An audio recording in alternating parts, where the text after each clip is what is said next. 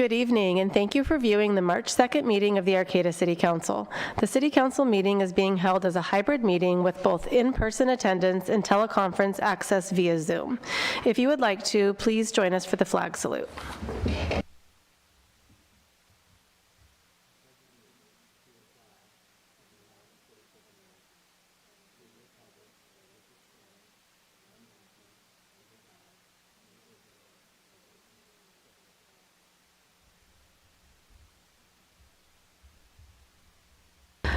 Will the city manager please call the roll? That was my fault. Sorry, Bridget. Mayor Atkins-Salazar. Here. Councilmember Watson. Here. Councilmember Schaefer. Here. Councilmember Matthews. Here. All present. Great, thank you. So if you wish to make a comment during the meeting, either at the two open public comment periods or for an individual agenda item, there are 3 ways to do so. So if you're here in person, you'll line up over against the wall behind the podium when the item you would like to speak on is accepting public comment. If you're logged on to Zoom, click raise your hand when it's time for public comment on the item on which you wish to speak. And if you are on the phone, press *9 on the phone to raise your hand. When it is your turn, you will be prompted to dial *6 on your phone. So just to be really clear, we'll go to the public comment that's coming in via Zoom and phone first, and we'll take care of all of that. And so if you are online, make sure that right away when that item's coming up, like raise your hand so that you get seen and can be heard. And then after we've addressed everybody on the screen, we'll go to the in-person people, and then everybody who's lined up to speak for in-person can do that at that time. So I just want to be really clear, we're not going to go back and forth, so we just want to be, succinct in how we're doing it. All right, so next that takes us to ceremonial matters. So first, we have a proclamation recognizing March 8th, 2022 as International Women's Day, and this proclamation will be read by Council Member Matthews. Thank you. A proclamation recognizing March 8th, 2022 as International Women's Day. Whereas International Women's Day began in the United States in 1909, has been celebrated internationally since 1911, and is an official holiday in 28 countries, and whereas on March 8th, people around the world will host festivals, parades, meetings, and ceremonies in honor of women and girls, recognizing their contributions and supporting their political and social rights. And whereas women and girls of every race, ethnicity, class, and gender identity are working for social and environmental justice, peace, and safety at every level, locally to globally, and whereas we benefit from the talent and spirit of social action that women and girls have made to our cities, nation, and world. We continue to thank and honor our women and girls, appreciate their achievements and contributions to our society, and support their voices as they change the world, bringing peace, justice, and harmony to our communities.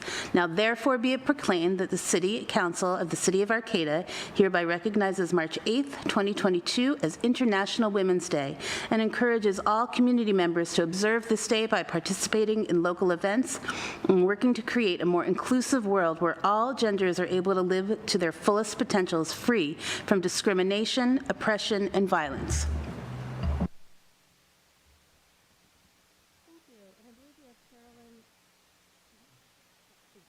Thank you. I believe we have Carolyn Goldamer who will be on Zoom to accept this. I'm just wondering, both the screens are turned that way. Will we see her on this big screen here? Okay, it would just be good if we. Oh, if we're going to see her on our monitor, that's fine too. I just want to make sure that. We'll see who's talking. All right, thank you. All right, go ahead, Carolyn.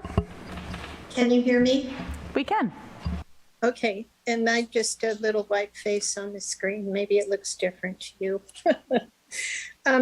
Thank you. On behalf of our Humboldt branch of the Women's International League for Peace and Freedom, we appreciate your once again honoring the women of Humboldt County and the world in recognizing March 8th is International Women's Day. Our group has brought a celebration for International Women's Day to the community for the last 12 or 13 years now. And then for the last few years, we've joined with the Arcata Playhouse with the Zero to Fierce Women's Week. And so the theme of International Women's Day this year is Gender Equality Today for a Sustainable World. And on March 8th, unfortunately, because of COVID and our concern for our involvement with elders, it will be Zoomed. And there are, I don't know, can you see this? No, I don't know if you can turn on your camera, Carolyn, but we can't see that. Yeah, well, anyway, I'll just say it. I don't know where can you hear me still? Yes. Okay. I don't know. Usually my camera's on during the Zoom, so I'll just continue. The theme this year for International Women's Day, as I said, is Gender Equality Today for a Sustainable World. So on March 8th, we're going to have a streamed event, and there are the Arcata Playhouse Zero to Fear site will give the information for Zooming in. I believe it's going to be on, I'm not sure they're setting up the media for it. Our guests are going to include Caroline Griffith from the director of the Environmental Center, and she's going to speak to Gender Equality Today for a Sustainable World. We're also going to have Jan Bramlett and Leslie Quinn leading a sing-along, and there will be words printed on the screen. So anyone at home that wants to sing along can, and there will also be an ASL interpreter. We're going to have special guests, Daisy Smith, who's a Europe tribal member. She's Jeannie McCovey's daughter, and she'll be giving an introduction native prayer. And then Naomi Steinberg is going to end the event for us. And of course, as usual, the Raging Grannies will add their bit of singing to open the event. So we'd really love to have as many people that can Zoom in to, I think it's on YouTube, but the Playhouse will give that information. It's a fun event, even when you're just doing it on the screen. I will mention that our group also, once again, has applications for scholarships that we give every year to residents of Humboldt County for projects that help develop peace and justice in our community or abroad. And we usually get quite a lovely selection of people that end up qualifying for our grants, and that can be found on our website or again in posters around town. Also, we have tickets for sale for a quilt that helps, the sale of which supports our scholarship fund.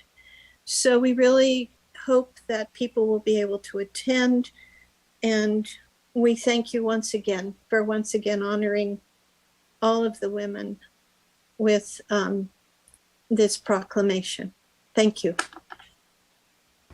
Thank you, Carolyn, and you're welcome. It's our pleasure. So next we have a proclamation in recognition of Girl Scout Week, which is March 6th through 12th, 2022, and this proclamation will be read by Councilmember Schaefer. As a former Girl Scout of Arcata, I am proud to read this proclamation in recognition of Girl Scout Week, whereas March 12th, 2022 marks the 110th anniversary of Girl Scouts of the USA, founded by Juliette Gordon Low of Savannah, Georgia in 1912. And whereas throughout its long and distinguished history, Girl Scouting has inspired millions of girls and women with the highest ideals of courage, confidence, and character, helping girls gain leadership skills and learn lifelong lessons of contributing to their communities. And whereas Girl Scouting increases girls' awareness of opportunities available to them today in math, science, sports, technology, government, and other fields that can expand their horizons.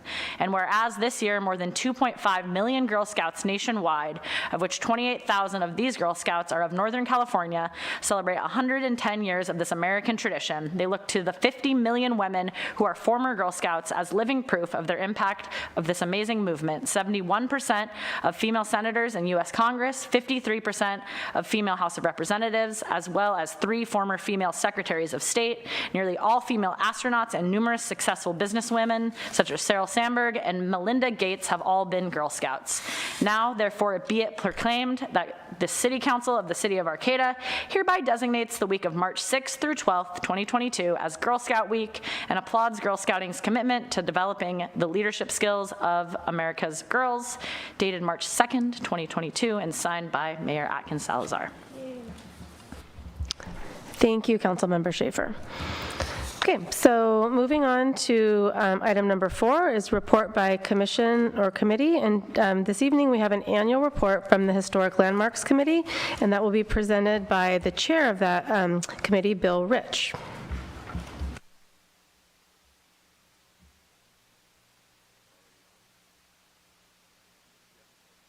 Hi, I'm Bill. Hi, Ms. Mayor and council members. I do serve as the committee chair for the Historic Landmarks Committee. This year, we met exclusively remotely, and so it's good to be here today with everybody. The Historic Landmarks Committee is a group of volunteer members when we advise the City Council on matters pertaining to structures, sites, buildings, neighborhoods that have special character or significant historic architecture, culture, or aesthetic interest or value.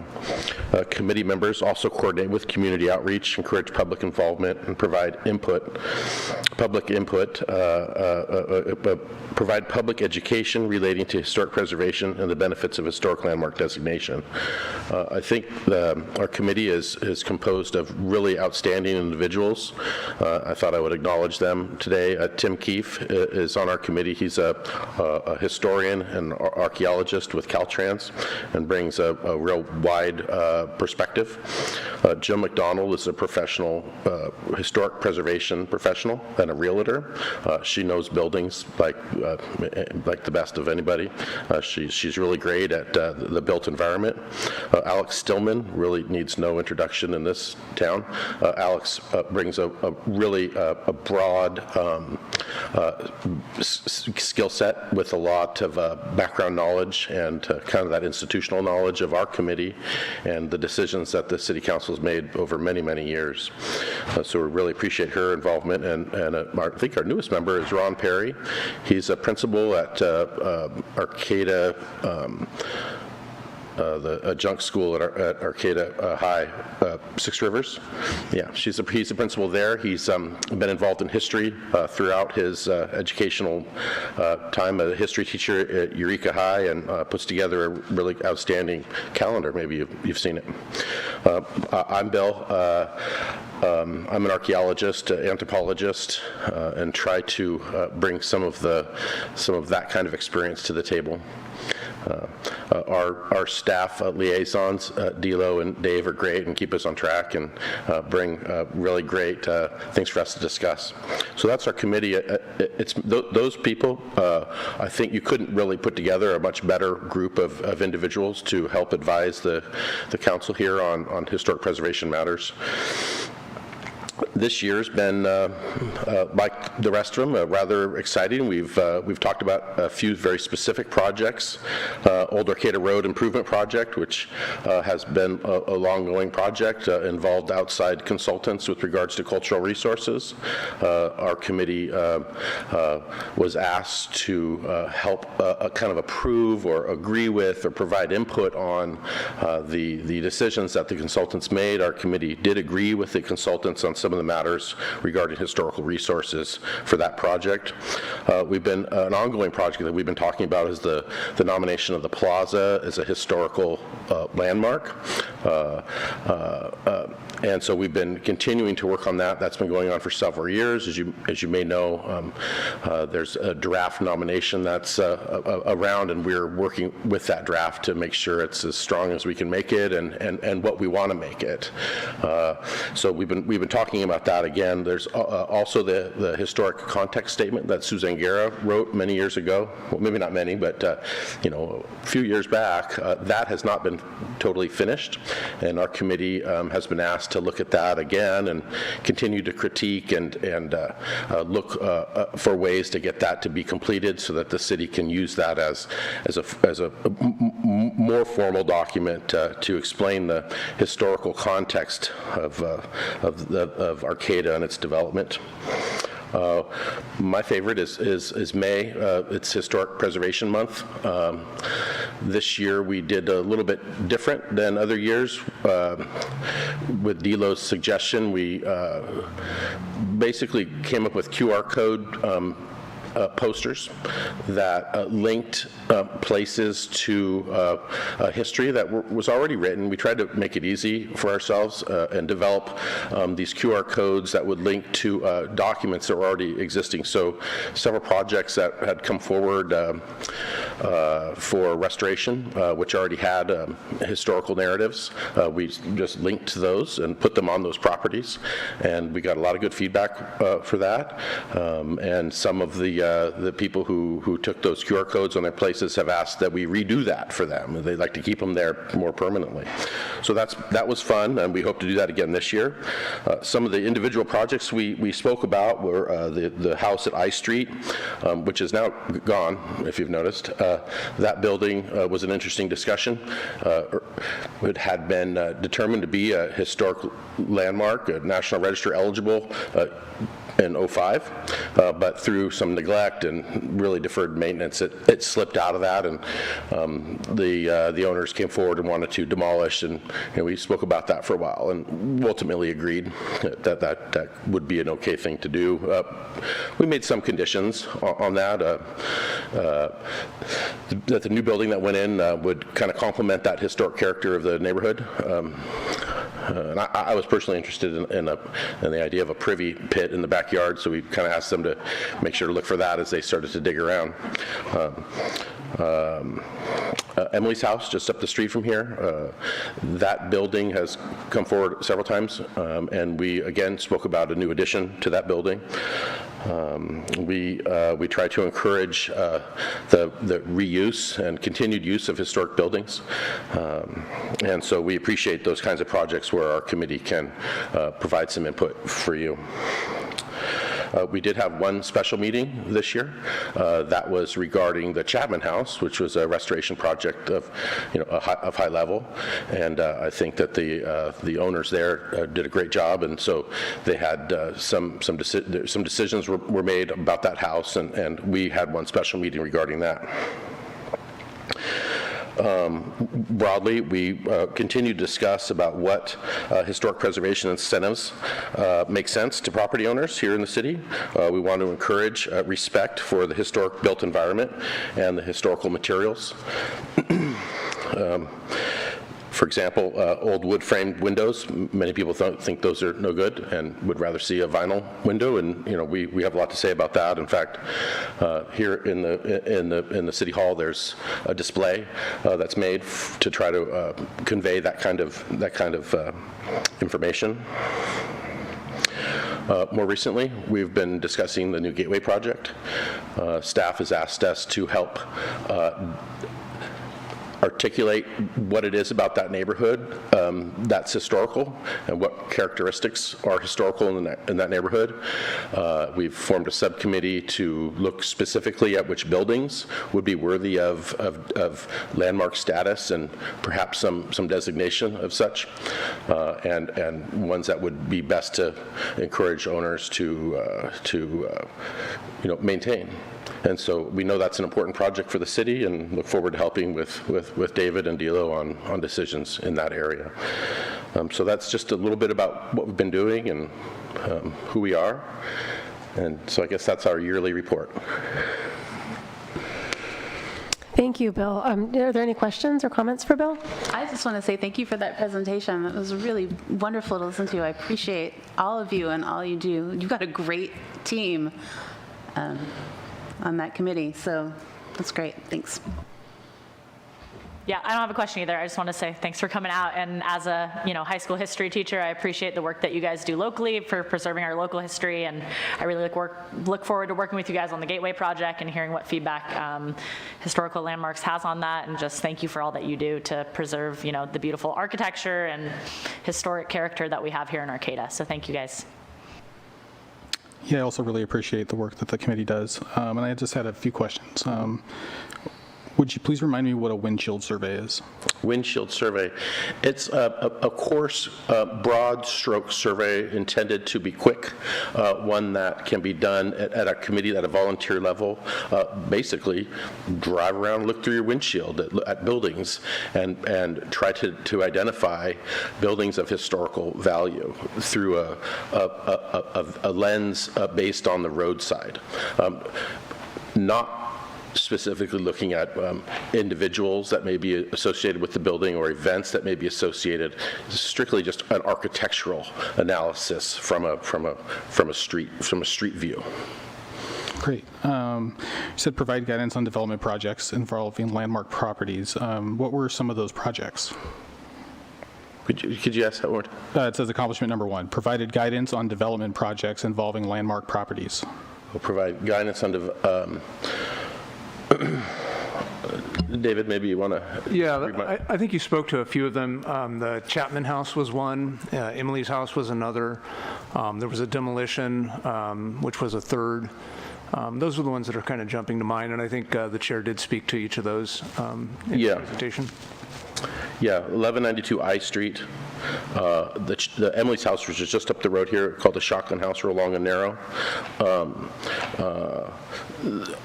Also Chapman House, kind of near behind the co-op area.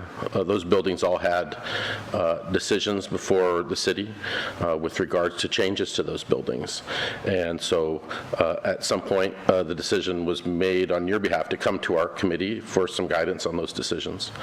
And we provided some input. Great. Yeah, and I apologize if you did mention it. Sometimes I miss things. I need information repeated. And then provided input on historic preservation in the content of the Gateway Area Plan. Maybe that's supposed to be context. What kind of input did you provide on the Gateway Area Plan? Yeah, we've been looking at maps and specifically at individual buildings to try to better identify if these buildings meet the eligibility values, the eligibility list that the city has put forward. So are these buildings old enough? Do they retain historical integrity? Is there anything else about these buildings that the committee might know to help inform the city on decisions that will affect those buildings in the future? We really would like to streamline the process for development. And people who have old buildings are often nervous about that. And the staff at the counter here really aren't historic preservation professionals. And so, we've tried and continue to try to provide any guidance on how to make that easier. Buildings that are old and really great are easy to sort out. Buildings that are new and don't even meet the age criteria are easy to sort out. But it's all that middle ground that is where lots of decisions have to be made, and those get much more difficult. And so what criteria will be used to make those decisions when someone wants to come forward to change windows or put a second story on or do various kinds of projects are some of the things that we're discussing. At this point, there's a handful of buildings, maybe more than a handful, that are clearly historical, have great integrity, and could be considered landmarks for the city. And so those have been identified, and we continue to work with the staff and to identify the next kind of the next tier down, kind of the lesser, which are a little bit more tricky. And so we do have a subcommittee. There's a kind of a windshield survey going on with our subcommittee. We intend to continue meeting and talking about individual buildings.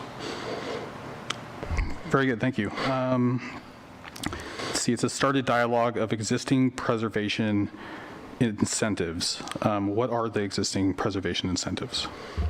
or some, some examples, I guess. Well, there's various incentives that I've seen put forward over the years I've been involved. Is this the Mills Act? Mills Act is a really important one that allows owners to use tax dollars to help their buildings be maintained with their historic character, and we'd like to see more owners taking advantage of that opportunity.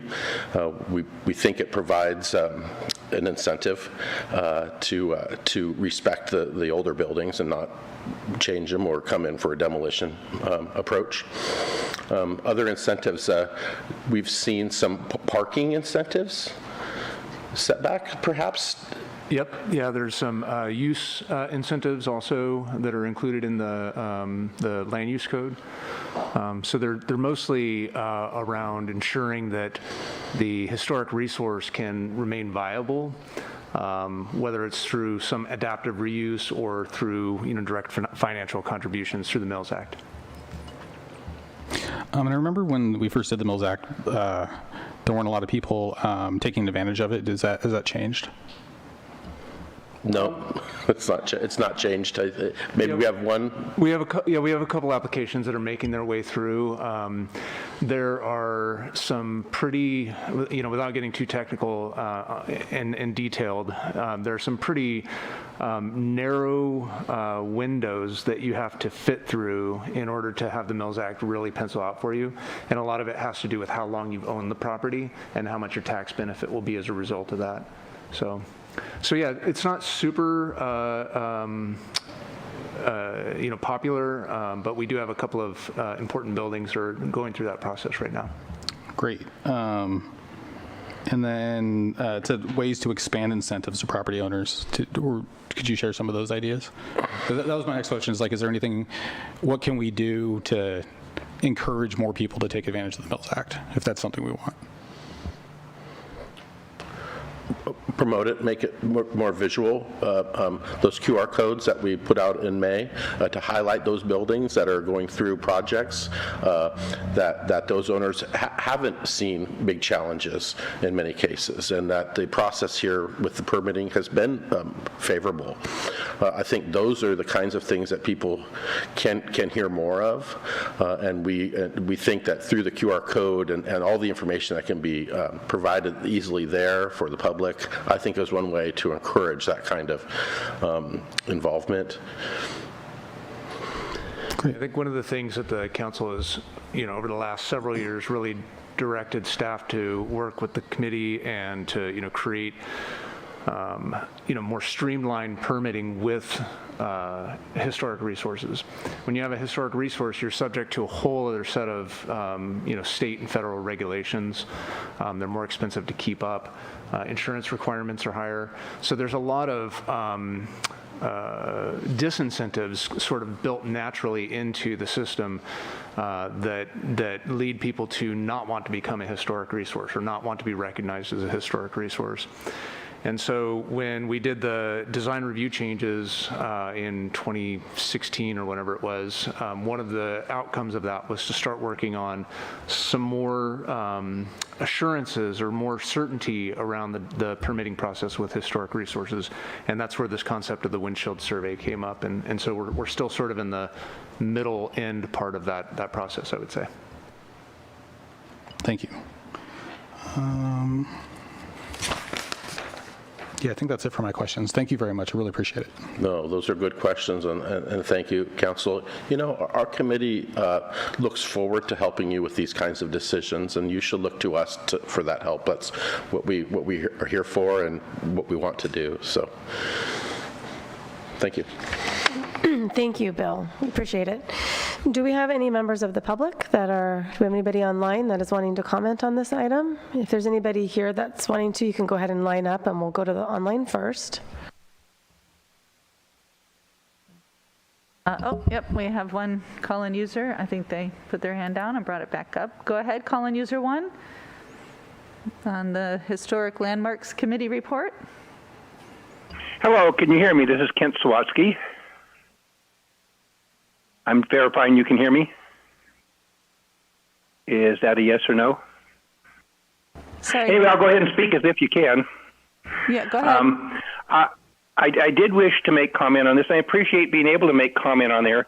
I just kind of had a little bit of a point of order. I'm big on participation. Apparently, we've had, two topics, and I believe the public's entitled to have a separate comment on each of those items that are agendized separately, but we can deal with that at another time. I did wish to basically give my shout out to Brett Watson, and I've been in these forums a long time, and I appreciate the report coming out. I do have some concerns regarding lack of consideration regarding the historic assets out in the Bayside project out there and how those have not been considered. I have there who said those were taken. Historically, in that particular area, that's on what I consider to be sacred ground. This is what was an Indian village, and instead of the project you had, historically, I would like to see that addressed, and maybe you have it something that is a tribute to the Wiyot tribe instead of what you're putting out there. So historically, I think that's to be addressed. I did wish to make comment in general a little bit on all these topics. A person like Brett Watson who asks questions, that's a sign of intelligence. And I know we have a lot of new people out here kind of roll their eyes when he's asking these questions and act like he's dragging the meeting on. Well, that's not the case. The public wants to know these answers. So on one end of the spectrum, you have someone who's been there a long time and asks these pertinent questions regarding historical things and everything else. And that's what the public appreciates. So for any of you who wish to move beyond sitting in a city council, possibly move into the supervisor's chambers, that's kind of a requirement. So I just thought I'd give you a little pointer on that particular topic. And I guess I don't get to make a comment on the ceremonial presentations, and that's my question there. So I guess I would make that, it was agendized, so I can't make it in the next thing when it's not agendized. So there's a little bit of a ambiguity how we're supposed to speak in participation. And you will find out as I participate in many of your meetings here and spend a lot of communication that's my main agenda. So anyway, thank you for my opportunity to comment on your historical thing. I really appreciate the opportunity, and I appreciate not being interrupted. Thank you. Wait, you were interrupted because your time was up, but thank you for your comment. Thank you. Okay, no further Zoom comments? All right, so go ahead. Hi, my name is Joanne McGarry, and I'm so happy to be here in person, although I just would like to ask the council members to speak up a little bit into the mic because I'm having a hard time hearing. Maybe it's where I'm sitting, but thank you for that. I just would like to sort of reiterate what the caller said about historical looking at the historical landmarks and going back beyond the settler history, and always remembering we're on ancestral Wiyot land, and for all individual projects and broad-scale projects, the honoring that history, recognizing that history, and getting input from the current members of the Wiyot tribe about what we are planning to do, I think is vitally, vitally important. And so I just would like to add that to the historic landmarks purview of when they're looking at things, to go beyond just the settlement era and maybe have the Wiyots much more involved in a lot of this discussion. So thank you. Thank you, Joanne. Is there anyone else in the room? All right. So thank you for the public comment on that. That takes us next into early oral communications. So this is the time period is provided for people to address the council on matters that are not on the agenda. At the conclusion of all oral communications, the council may respond to statements. Any request that requires council action will be set by the council for a future agenda or referred to staff. Speakers addressing the council are limited to 2 minutes. So if you're here in person, you can make your way towards the podium. If you are online, please raise your hand, and if you're press *9 if you're calling in by phone and wish to make a comment. So we'll go ahead and go to the people on phone and on Zoom first. All right, call-in user 1, go ahead. Hello, this is Kent Sawatsky, and again, my point of order says since it was agendized for ceremonial matters, am I precluded from commenting on that? And I wish to have my time started when I get an answer to that question, please. That's a point of order. We have historically not had public comment on ceremonial items. So your 2 minutes is starting now.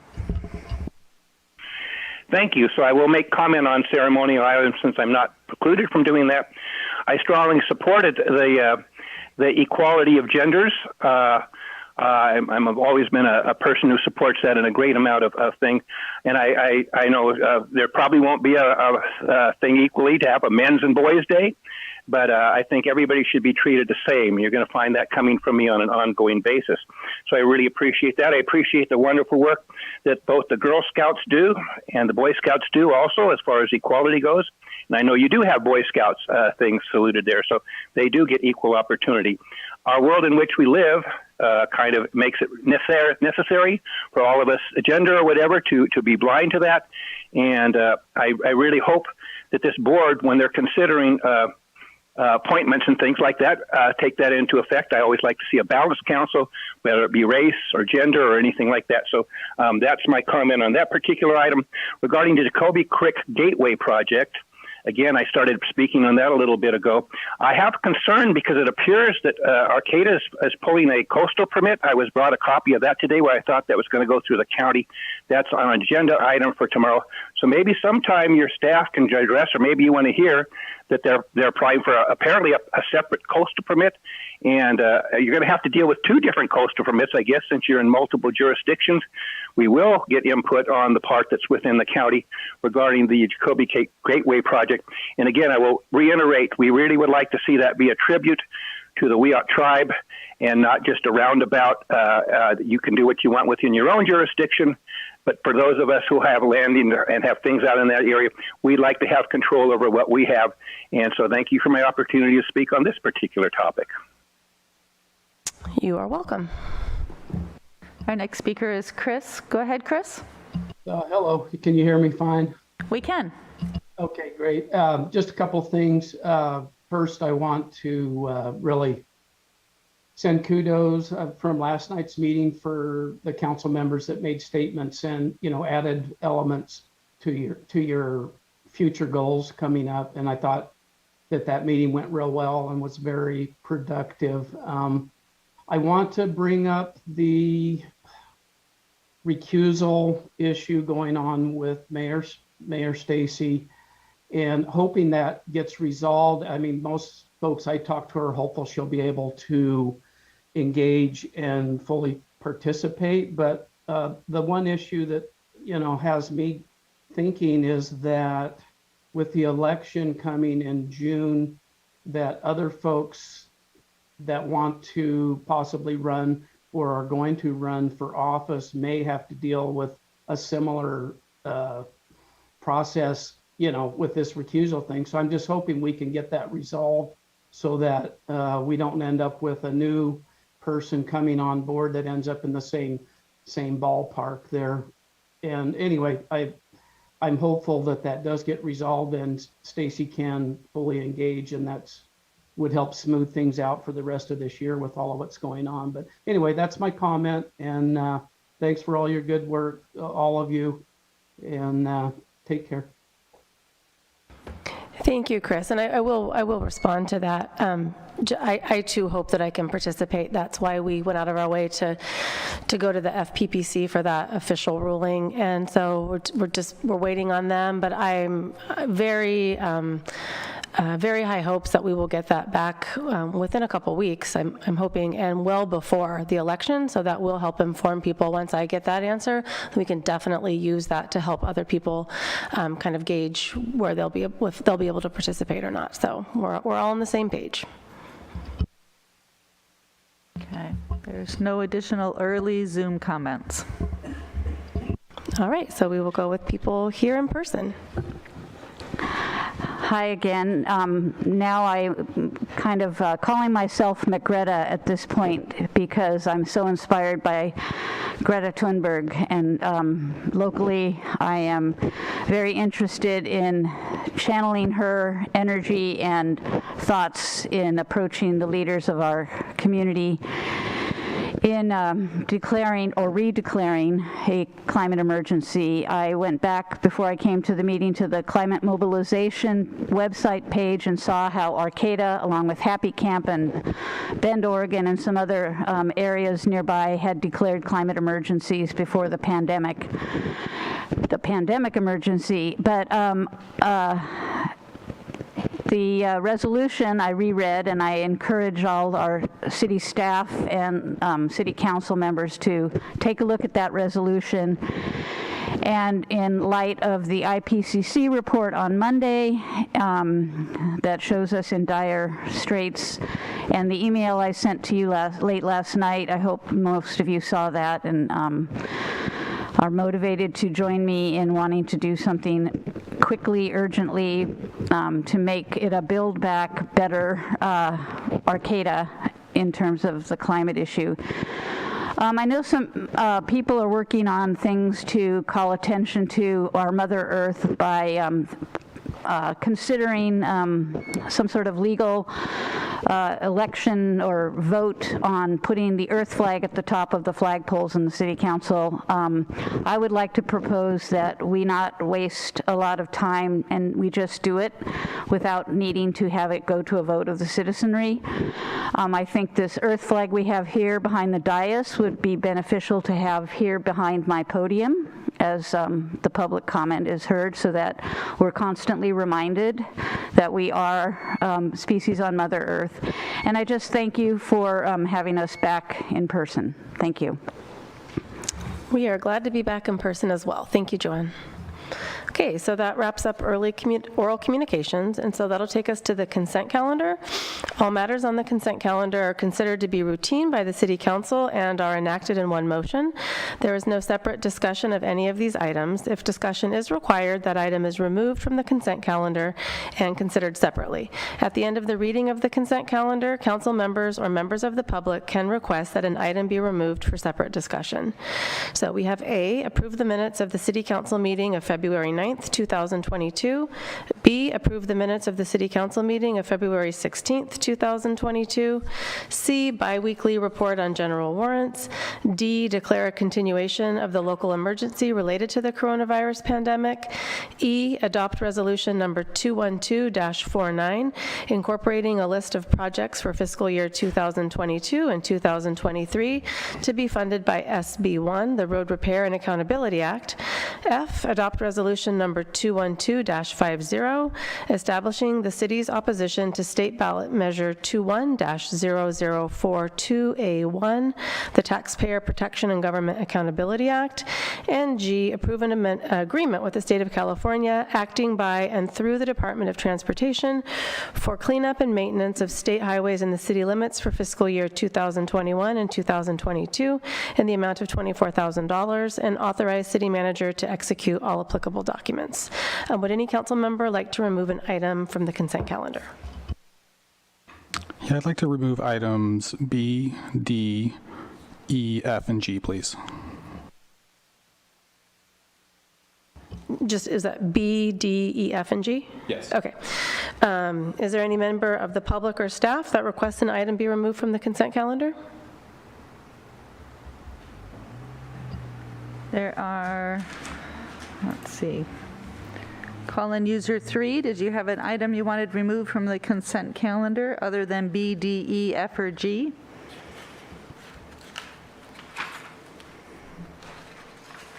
Call-in user 3? Hi, hi, this is Uriah Driscoll. It might be a little bit of a mistake here. I was trying to comment earlier. I raised my hand, but anyway, it didn't. This is non-agendized items. My hand was raised, but you weren't able to get to me for some reason. Anyway, I would just like to comment on last night's meeting a little bit on that Gateway project. I think that so, Uri, we're on the consent calendar right now, so is there an item that you're wanting to speak on the consent calendar? Well, I'm just wondering why I wasn't able to speak previously when my hand was raised. There's some glitch in your system or something. My hand had been raised on the early communication. Yeah. And I wasn't able to get through. I don't know why. Okay. I don't see any reason reading through the agenda. Anyway, I did everything I was supposed to do. I'm not sure why I wasn't able to be heard. All right, well, I just have we're trying about to. a minute. It's not that much. You're right. We'll go ahead and give you your 3 minutes. We're all trying to figure out this hybrid approach. So this is 2 minutes, sorry. But yeah, so let's go ahead and reset the clock and Sure, why don't you go ahead? Okay, I'll keep it as short as possible. Thank you very much. As far as the Gateway project, really there's a serious issue about the wastewater treatment.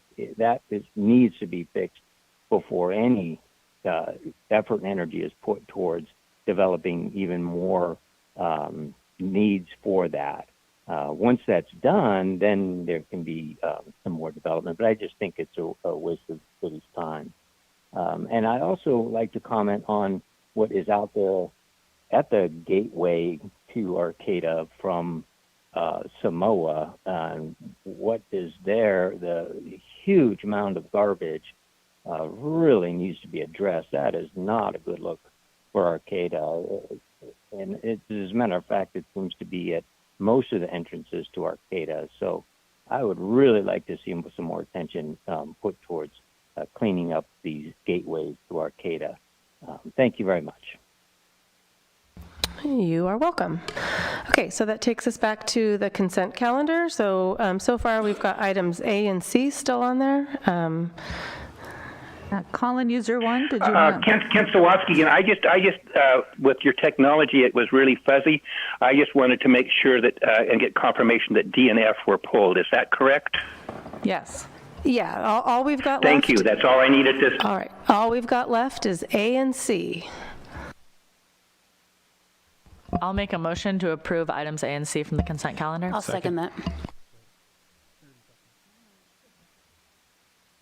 All right, we have an enthusiastic motion and second for A and C. All in favor? Aye. Aye.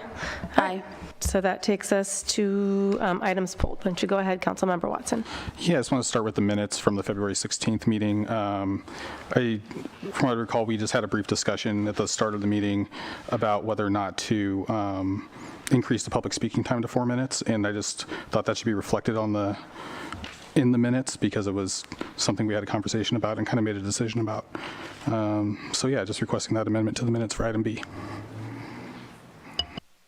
Oh, and then I believe, Bridget, you want us to take these one at a time, correct? Okay. So then, that's all for B? Okay, so then is there a motion to approve item B on the consent calendar? I move to approve item B with the stated changes. Second. All in favor? Aye. Aye. Aye. Aye. Okay, takes us to item D. All right.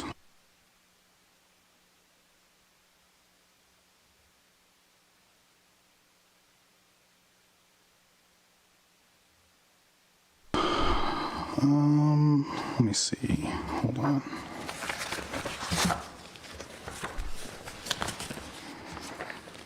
All right.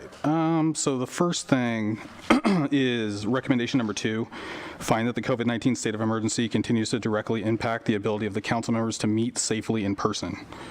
So I don't think we can make that finding because we're here meeting safely. We're not wearing masks. So I just feel like we should just edit that to reflect the new norm, I guess.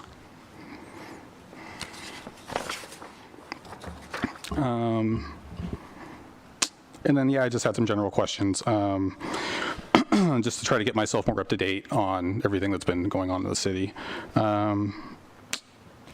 It says in the staff report, city's experienced the most significant employee deficit since the pandemic began. Let me see. We have a difficult time attaining applicants. That there's been promotions or transfers of current employees, and I was hoping we could get more details on the promotions or transfers. Yeah, I don't know if I can actually recall all of them right now. I think it's just we've been reflecting on, as many businesses have, we've, sort of they've dubbed it the sort of great, what do they call it? The Great Resignation. I know it started with an R. So we have seen several staff who have left either for other positions or for other lines of work, or have gone into private business where, quite frankly, salaries have been increased tremendously to be able to retain employees in the private sector faster than we've been able to, certainly in the public sector. And so we've just been filling a lot of vacancies, and I'd be happy to give a list of those to the council if that would be helpful, but I don't have them all in front of me tonight. But we're seeing rebuilding, but we also have a lot of very new staff that are in long training periods, and I think so the comment and being able to put it in the COVID is just to recognize part of that is filling positions that are frozen, part of that is just responding to resignations that have occurred, and that we are trying to get back up to speed, but it's definitely slower than any of us want to, and we're going to keep working on it. Thank you. Can I just add something in about that number 2 point? Because at first I was really like, oh yeah, I totally agree with you. But then kind of thinking back to the last time that we were meeting in person, and we met once and then it wasn't safe anymore. So I think the state of emergency impacts our ability to maybe meet in person, or that it could change at a moment's notice depending on local statistics and state regulations and everything like that. So I think, is this like a piece of, including this is, kind of a statewide piece that we continue for the reason that we have hybrid meetings, right? And that we allow some staff members to Zoom in if they choose to, and, things like that, so that we should keep it on there for that reason is my understanding. Yeah, I'm happy to look if we can augment that language. At this point, this is our first meeting that's open to the public. At the time that this staff report was written, we had been talking about hopefully going back to some in-person meetings, but not sure. But there are certain findings that the council does need to make, which are also located in this staff report around the public comment opportunities. Starting on page of your packet 27, under the council, commission, and committee. So the city council allowing the hybrid meetings. The legislation that's been passed to support hybrid meetings does require you to make those findings. So I'll review that legislation again, and in light of that legislation, see if there's changes that we can make to that language to allow that hybrid meeting option.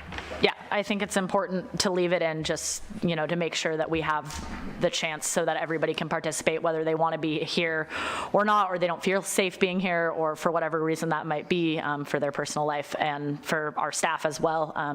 As we see, the entire city staff isn't here tonight, so I think leaving that in is the best course of action. I see where you're going with that. The way it's written, we literally cannot make that finding, as we all sit here without masks on and have determined that it's safe, and we've allowed the public to come. So it's hard. I don't understand how we can make that finding when we're doing the exact opposite right now.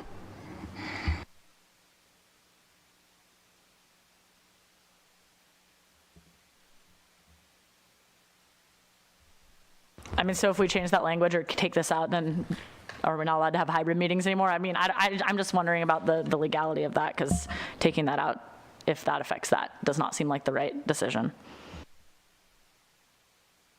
It's certainly the will of the council tonight. I wouldn't be able to answer that question directly tonight, but I'd be happy to research it if you're comfortable, supporting this tonight, and then we'll look at it for future meetings or not. That's the decision of the council. Yeah, I do think the one thing that we've learned throughout the last 2 years is a sense of ambiguity and being able to have to pivot pretty much immediately should other circumstances arise. So I absolutely agree with Sarah. Yes, we're sitting here unmasked right now, but there could be a new variant tomorrow, so. Yeah, it's just not what the language says. I feel like you guys are saying we're going to approve something that's not true. The language is very specific. It's our obligation our legal obligation to approve things that are correct and accurate. If we can amend the language, I'm open to that. But we legally cannot make that finding. It's pretty cut and dry. It's pretty straightforward. All right, so I'm going to try to piece this together. I believe that I believe that it's important for tonight's meeting that we that those who are comfortable do vote on this and declare this, because we could get into some issues if we don't. However, I'm totally hearing Councilmember Watson's concern, and I think we would all, I'm wondering if we're all open to research being done on that, and then we could further discuss that once the research has been done? Yeah, I mean, I'm happy to let that happen for it to come back, but right now, as it's written, I can't make that finding.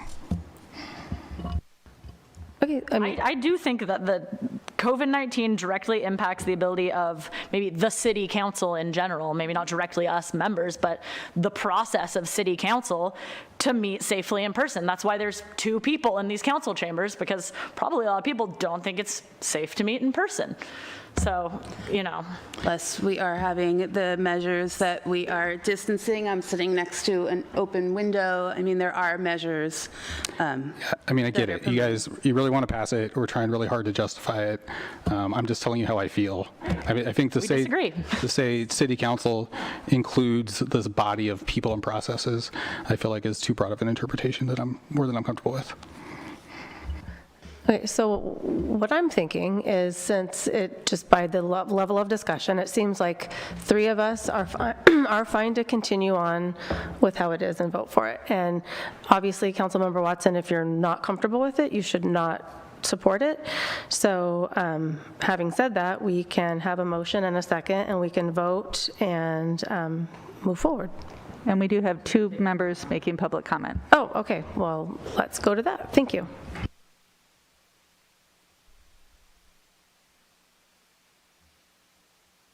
Go ahead, call-in user 1. Kent, go ahead if you had comments to make on the local emergency related to COVID-19. I do, Karen. When you call caller number 1, unless you have something else to go by, I don't know that's me, so I did not unmute. I was not requested to unmute. I do appreciate the comments that Supervisor Watson made here, insofar as, and I know some of you are new up here, but if you don't have enough information to make a finding or to make a decision there, you basically, in the normal process that I've seen in all the entities I attend, you basically abstain from voting, and that's a very common occurrence. And to move forward with something and to make a fraudulent finding on something, I find to be unheard of out in the forums that I deal with, which is the supervisors for Tuna, Trinidad, Blue Lake, Arcata, just about all the entities out here, and even state entities I deal with. I hope you will learn from Supervisor Watson there as far as the policies and procedures and the ways to do things correctly without making yourself make incorrect findings. Regarding this particular topic, and that was in general, I wish to say that, you know, there's many people. I'm fully vaxxed. I support everybody vaccinating. I've been wearing my mask today, even though not. But as far as this emergency goes, I think we're close to the emergency being over. And I know I'm not a doctor, but I have seen the trends. I have done research, and I deal with doctors and things. This new virus has done us a big favor. It looks like it's pretty well the end of this. And I know it has benefits to you for financial benefits, that you can still go for money, and I can understand that. But other than that, I highly recommend that you possibly table this, or else you just drop that particular finding out of what you have there, and then maybe you can or have a different finding that's correct. But findings are very important, and this is what the whole legal system is based on, upon your ability to make a finding, and that has to hold up in court. Thank you for my opportunity to speak. You're welcome. Maybe you missed it, but we absolutely encouraged Councilmember Watson to make the voting choice that he thought was best for him. All right. Yeah, I still have a couple more questions too that might change my opinion. We've got 2 more, well, at least 1 more, 2 more public comment if you want. Okay, I've been unmuted. Yep, Is go it ahead, my your turn eye. to speak? Yep, on coronavirus, thanks. a local emergency. Right, yeah. Well, I would have to agree with Mr. Watson for sure. If you can't have language that is clear and concise, it just needs to come back. Is there really any harm in it coming back with appropriate language that can make it work? Now, frankly, I think that we may see more and more, even after the emergency related to COVID, of these hybrid meetings. It does make it fairly convenient and allows people to zoom in and watch and participate that may not have otherwise been able to do so, including staff as well. So I think that this is really worth a good look at and get the language right, so that we can, function as a democracy. And so I got to fully agree with Brett. Things need to be clear and legally defendable. Thanks very much.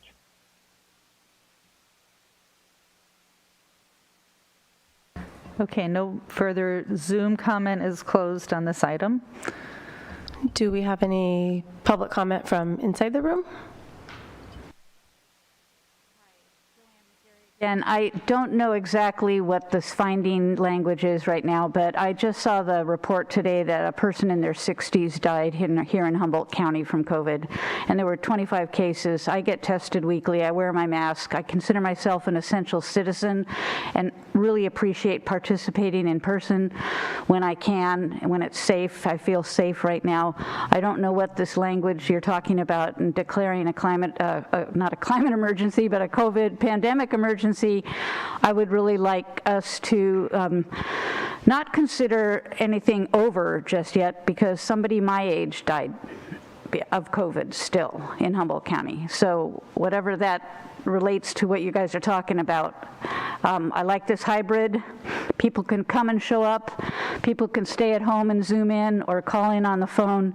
This is democracy at its best, with the options available for whatever reasons people are choosing to participate how they choose. So maybe look at it afterwards, but I would hopefully like you to move on. Thank you. I'm very comfortable with the language of this, and I'm going to make a motion to declare a continuation of the local emergency related to the coronavirus pandemic. Yeah, I would just caution you guys, in my experience, and I think it's probably the most practical thing to do is just to have it come back and we vote on it again. But yeah, we can move forward. If this came back to us at our next meeting after researching the language more, would that cause a lapse in this and cause us any problems legally for meeting virtually and things like that? I'd have to count the days. The governor's order put in a 30-day. Our municipal code has a 40-day. So, I mean, I guess I would prefer, if the option is to return, that maybe we try to change the language slightly, to say something like directly impact the ability of council and the public. If the idea is that there are certainly many more members of the public. We've got 11 attendees by Zoom that feels safer attending or more convenient, one or the other. What do you think? This is something do you that feel like we can make the finding? This is something that comes back at every meeting, right? So it comes back at least every 30 days per the state code. So, and this was just written prior to certainly tonight's meeting, and not knowing for sure if we would meet safely. I just feel like things are still essentially in flux. We still have cases, and if it's still under, a governor order, I feel comfortable, making these findings if, that's what's happening across the state. And, I'm a teacher. I'm still wearing a mask in school every day. I see it. I have kids out sick. I coworkers that are sick all the time. I mean, I see it. So I would like to second Councilmember Matthews' motion, and then just make a request of staff that we do take a look at this language to make it more broad, maybe work with the city attorney as well to make sure that we're, lined up with all the legal findings as well. What do you think, Karen? I think the way that it's written directly impacts the ability of the council members to meet safely in person. I think there is a personal sense in that. You are all comfortable here meeting in person. We've got several staff that are still coming in by Zoom. There are people that feel and don't feel safe coming to meetings like this. And so I don't have an issue with the core of the finding. Hopefully we don't all end up with COVID tomorrow. It's the transmission rates in this county are still very high. So yes, we're meeting. Is this safe? I'm going to say 50-50, quite honestly. Staff last night and tonight, because we're closer, I've decided to mask again. So that's part of this as well, promoting social distancing measures. So in that regards, certainly. Safety is a broad word and a really personal definition to a lot of people. So I think it's also hard to legally define safety, but. Yeah, so it feels to me like by approving this and making that finding, we're acknowledging that we're having a meeting right now and it's not safe. I think that's a bad message to the public. So I feel like if we do make this finding, that we should go back to Zoom meetings. Or at least wearing masks, but again, we're following state and CDC regulation, so. And again, the state tells us to do this as well, so we can meet in the meetings. Again, I second Councilmember Matthews' motion. Okay, well, we have a motion and a second on item D on the consent calendar. So all in favor? Aye. Aye. Those opposed? No. Okay, thank you. So the motion passes with Councilmember Watson dissenting on that one. Okay, that takes us to E. All right, item E. So yeah, could the staff please explain to me what SB1 is? SB1 stands for Senate Bill 1 that was passed in the year 2017-18 to increase some tax on gas, so that will generate additional revenue for the state for the road projects, road improvement projects. Where does the funding for SB1 come from? Gas tax. Okay, this is just gas. Yeah, gas and diesel, and there are other elements like registration of electrical vehicles. So there are a list of items. So main is gas and diesel tax and registration of vehicles. Okay. I was just able to look at the bill a little bit and just some of the stuff I caught. It talked about being audited or investigated for use of funds. And is that something that's ever happened to the city or been audited? No. Not to my knowledge. Do we do CEQA on SB1 projects? Most of the projects are like a rehab project, so they're overall exempt, so we don't do a specific CEQA project. Okay. Or CEQA on the project. Okay. Did you have something to say? Yeah, I did just have a question about, and sorry, it was the same vein, but I was just gonna wait for you to finish. But I did have a question on this too. How are the projects chosen that are, in what order are they chosen to receive these funds and then get fixed up? So we have a payment management plan in place. There's one copy at the council office too, and we use that as a guiding document. And a payment management plan is prepared for 5 years. And that is one of the guiding documents we use, and other is, as a staff, we see what the roads needs more improvement. So that's how, based on that payment management plan and the staff's review of the streets, we pick the projects from that list. All right. I'm sorry, what was the answer to the question, do we do CEQA on SB1 projects? Most of the projects we do through SB1, so far we have done, they are exempt from CEQA. They are like a road rehab projects. Maybe you can expand on that, but I think that's okay. The statement, yeah. And then, so it's like an application? No, it's not an application. Okay. So money just comes from a state controller's office directly to us, and money comes based on the population of the city. Okay, I gotcha. Yeah. So we always get a certain amount, and then we decide how to spend it. Okay. And then it talks about, let me see, in the resolution about there being a shortfall. Let me find that.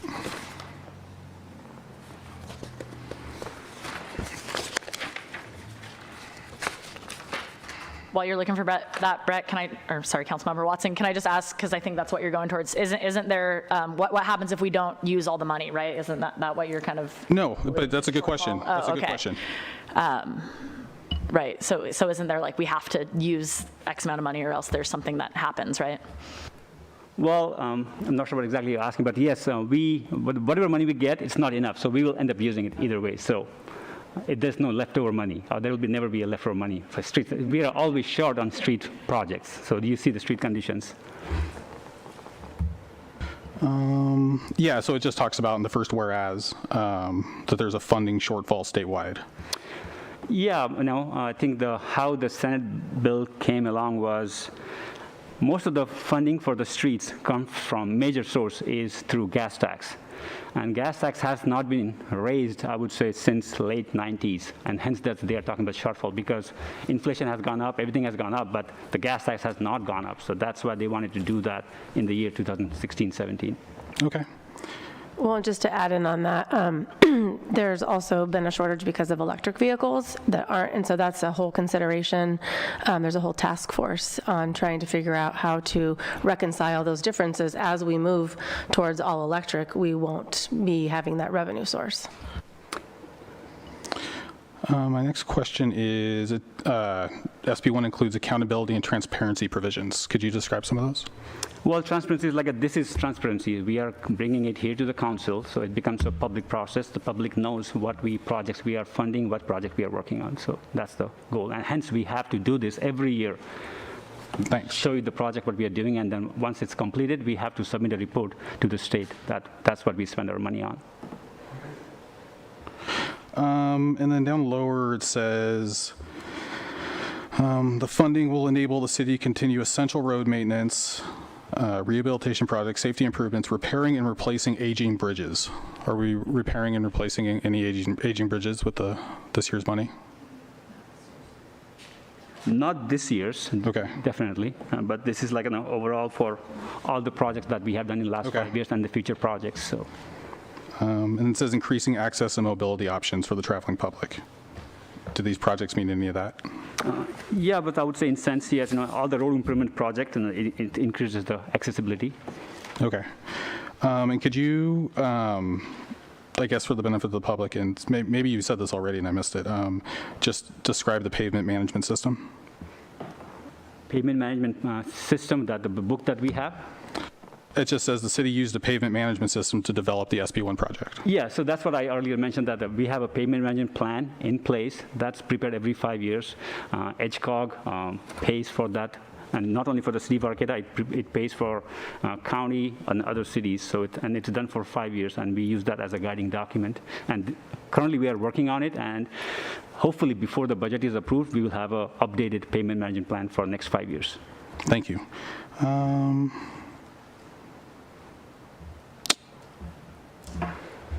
And then the last whereas, it talks about investing in complete streets infrastructure and using cutting-edge technology.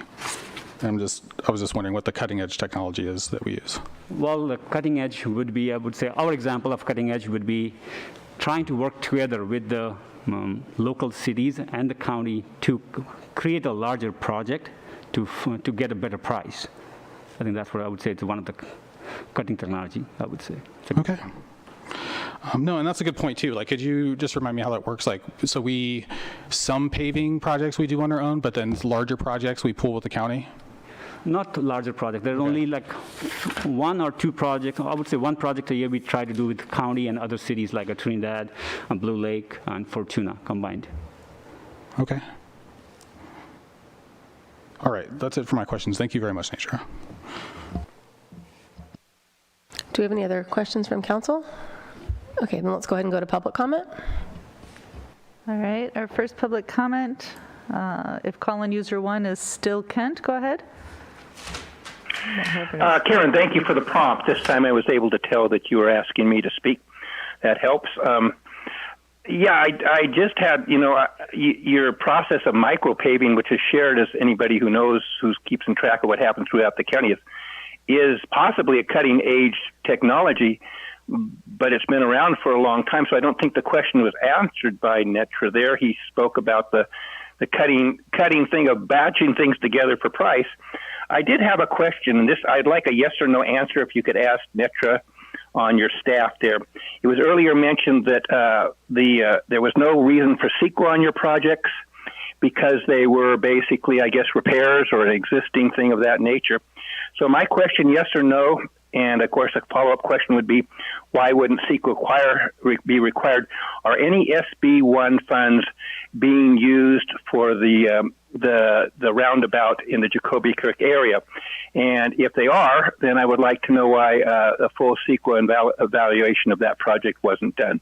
So those are, I guess, 2 questions there. That's a compound question. So I'd appreciate you asking your staff that question. And again, I always appreciate I'm sorry, I apologize. Not Supervisor Watson, but Councilman Watson. I'm used to, that category. But anyway, I appreciate the question. It also shows, when you think that you ask questions, when he pulls something off consent, maybe you guys should start pulling them off also, rather than making him look like he's the only one paying attention. Just a suggestion. Thank you for my opportunity to speak. And I will have staff get back to you with that answer offline. Thank you. And call-in user 3, Uri, it was before.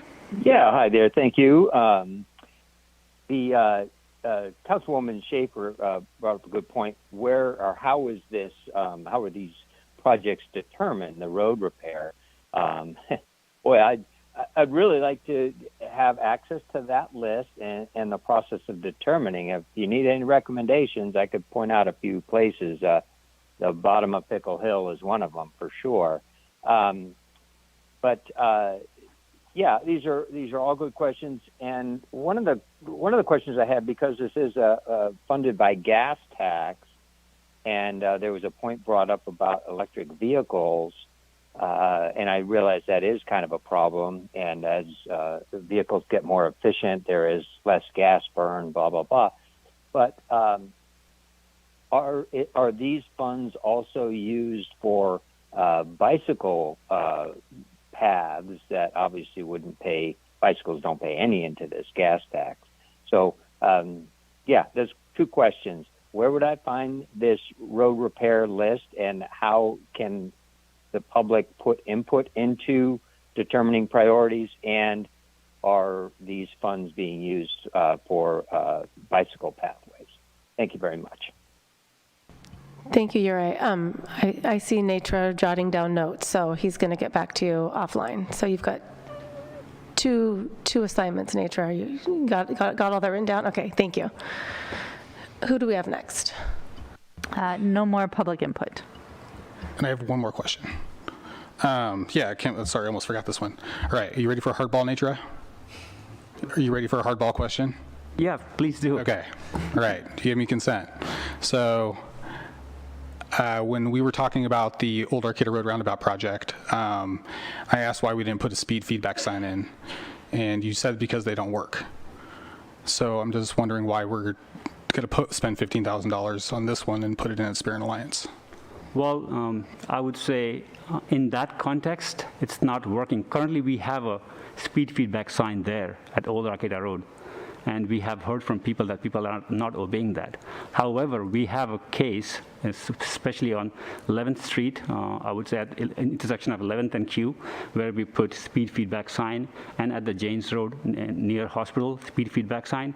We have heard from public that they have been functioning. When they are walking, they have witnessed people slowing down when they see that. Thank you. And they work for me. When I see them, I slow down. So I live at the intersection of Alliance and Spear, so I appreciate that very much. Thank you. I have children. So. That's it for my questions. Thank you. I will make a motion to approve item E from the consent calendar. I'll second. Okay, all in favor? Aye. Aye. Aye. All right, motion passes unanimously. It takes us to item F.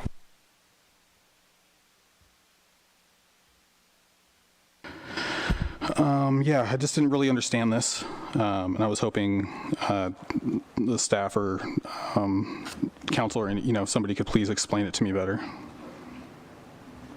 Can I just add one funny thing? Because Karen explained it to me really well, and I thought it's funny because we're opposing the ability to be able to tax people. So it's not opposed to it. I think it is a funny kind of nuanced language that is slightly confusing because we're opposing the fact that we want to do something. But please, give me us all of that same explanation. But I just thought it is an interesting kind of nuanced language that I'm glad you pulled this because it is maybe hard for the public to grapple that one too, because it is kind of like an oxymoron almost. But. And I did ask for staff time several days before the meeting, several times, and I was not given that. So I apologize for having to ask these questions now. Yeah, so I'll just share. So this opposition to what has just qualified as a potential state ballot measure for the November 2020 election is a piece of legislation right now that is known as 21-0042A1. It's called the Taxpayer Protection Government Accountability Act. So the League of California Cities has asked all cities to get out ahead of even campaigning starting around this ballot measure. They'll be gathering signatures. Well, no, I guess they have. I guess it is on the ballot at this point. So, I mean, the legislature will also take it up, but I think the league is asking cities to get ahead to say there are provisions in this similar to a bill that they saw working through the legislature and a potential ballot measure in 2018 that would severely restrict local government's ability to charge fees and to take ballot measures. So for example, our Measure A that we just took in 2020, we took it in a way that would no longer be allowed under this bill. It would have had to have a sunset period on it. It passed by a 2/3 vote, so it would still have passed under this measure. The other really large provision is right now in the state of California, if you have a voter initiative ballot measure, so a petition, a group gets together and decides, an example here locally is the countywide measure on rent control or rent stabilization. A voter or a citizen-led initiative right now only has to pass by 50%. This would require those to pass by 75%.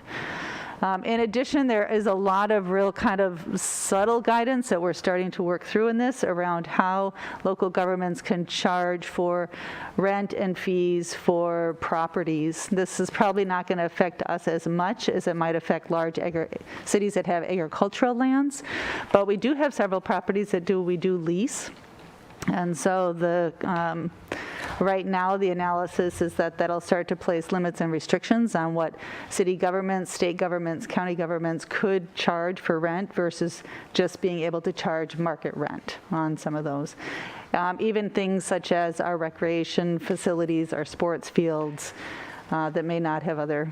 I mean, we're not going to ever charge what, like a Major League Baseball, we charge in essence what the market will bear in our region as well for a lot of those, but it could impose further restrictions on those. So that's kind of the nutshell. Yeah, I guess I'm still not, I'm just still not grasping it. Could you maybe repeat it again, please? Yeah, I'm happy to read specifically from the league summary. In their words, it limits voters' input. It prohibits local voters from providing direction. Many cities use what are called advisory ballot measures to say, you've passed this much in tax. So you've passed a general fund ballot measure that only has to pass by 50%. And now we're going to put an advisory measure on as to how you might want that money spent. So it would prohibit the public from being able to do. We haven't used an advisory measure here in Arcata, but that's just another limit if we had wanted to do that. It changes what they refer to as the upland decision. So this is the legal decision that says that citizen-led initiatives only need to pass by 50%. So it would invalidate that decision, therefore making a voter initiative ballot measure pass by 2/3. Restricts local fee authority to provide local services. So it sets new standards, which are still a little bit undefined in here, for fees and charges paid for the use of local and state government property.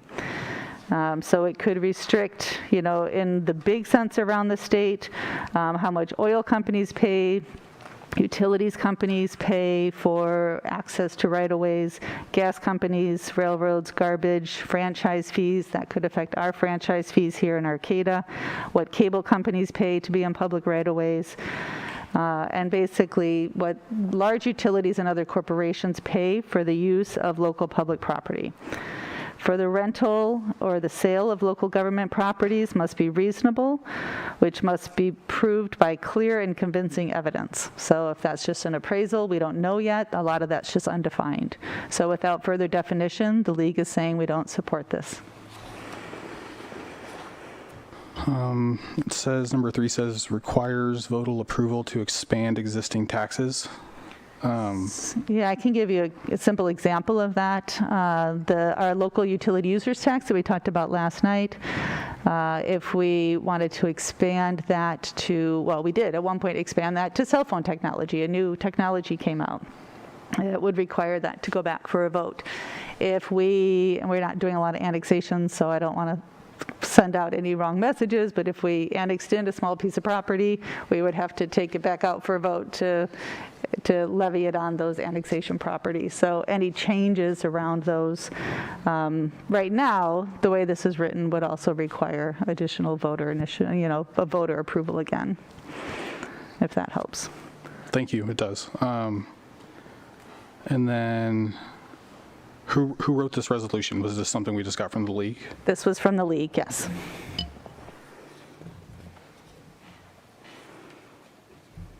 That's all my questions. Thank you very much for taking the time to explain it to me twice. I'll make a motion to approve, or wait, no, public comment, right? Yep, we have one. Go ahead. Kent, go ahead. Again, thank you for the prompt. On those prior comments, I was a little bit concerned that the answers that we ask for our questions won't be brought forward to the public, so I'm hoping next meeting you will agendize those answers so the public can hear them rather than just those of us who ask that. If your staff is not competent enough to answer a simple yes or no question that I asked there, that concerns me also. Regarding this particular topic, I think you might want to be careful what you ask for. I see pretty much everything Karen said there's kind of makes sense and is in everybody's personal best interest. And here's the question you might ask Karen. If it only takes 50% of the people to put an initiative, and you had 75% of the people to go ahead and approve an initiative, or 90%, then I guess 50% people could vote, 50% plus one vote could repeal that initiative. So if that's what I understand is happening there, that's kind of an interesting one. The way it's phrased here, and a lot of the things sounded pretty good to me, really. Taxpayer protection and government accountability. Maybe they've mislabeled this or they've tried to brand it as something it's not. But to me, it sounds like it's actually that. I like accountability. I like things that don't have total go on forever without having the voters have a chance to have an input every, let's say, 12 years or 16 years. Working with the cities of Trinidad and Fortuna, we went ahead and encouraged and brokered sunsets on things, and they were done willingly. So there's nothing wrong with sunsets on taxes. It just enables us to all say, is it being spent correctly?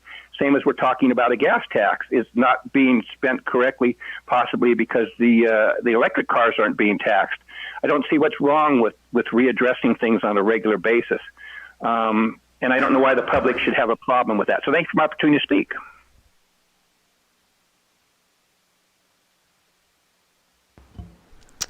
Do we have anyone else waiting to speak? Go ahead, Uri, if you're still calling user 3. Great. Yeah, thank you. Well, obviously, I'm a big fan of accountability as well. And I would hope that our elected officials are too. But I'm a little bit confused about what this item is about. Is this voting to oppose taxpayer protection and accountability? And if that's the case, then I got to really strongly advise you against it. Against agreeing to voting in favor of opposing taxpayer protection. It's a little ambiguous of what's really going on. Anyway, maybe I'm just not bright enough to figure this out, but I think certainly that annexing anything into the city, anything additional, should definitely go to the people affected.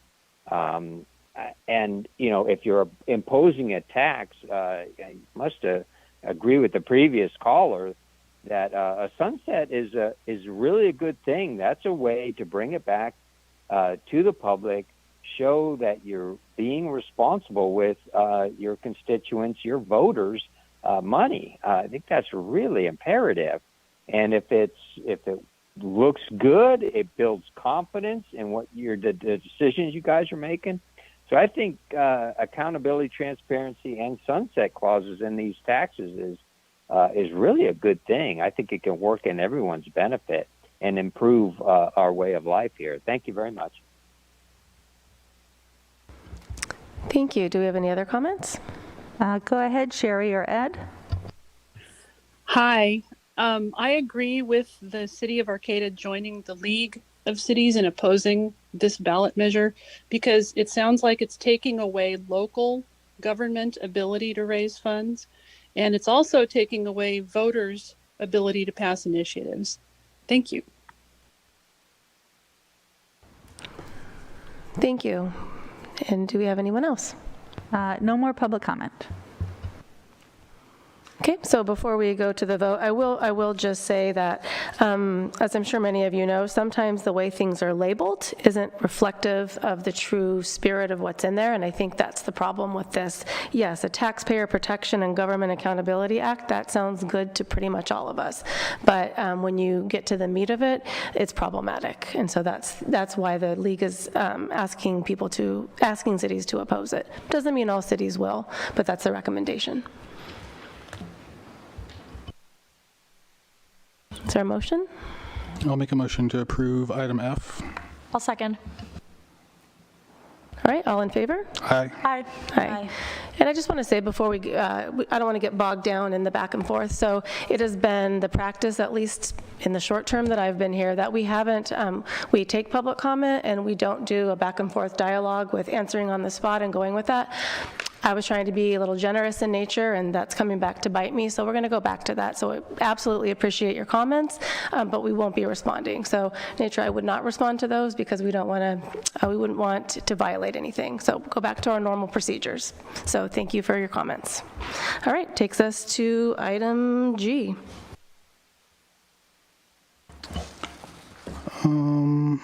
Yeah, how was the amount of $24,000 determined?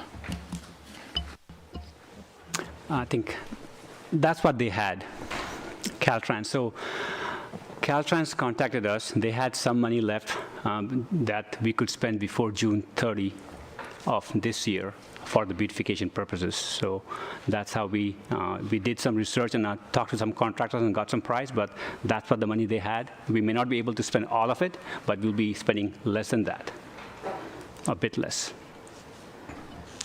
Okay. And who wrote this maintenance agreement? What's that? Who wrote the maintenance agreement? Maintenance agreement was initially draft came from the state, Okay. Caltrans. And Did the city attorney review it? yes. Okay. How come it's just like some of these charges, $125 for a bag of trash? Why is that? Well, that's the rate we got from contractor, and that we're using the price. Okay. It just seems really It's high. not a one trash Yeah. bag. I think trash bag full of garbage. Yeah. Taking it there somewhere. And Okay. And then there was also a category of other under expenses. Could be miscellaneous.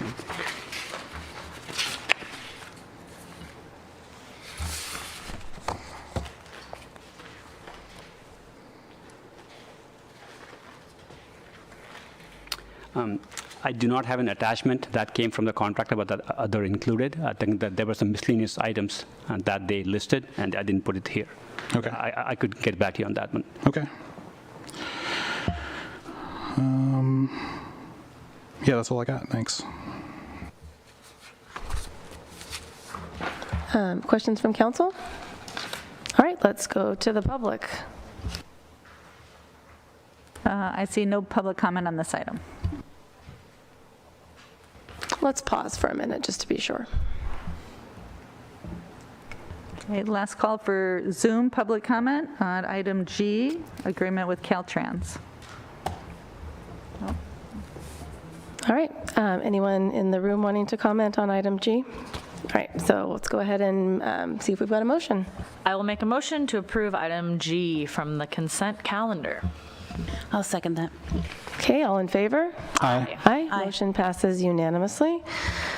All right, that takes us to the end of the consent calendar, and I'm going to recommend we take a 5-minute break. So we'll be back at 7:40 for part 2. So thank you.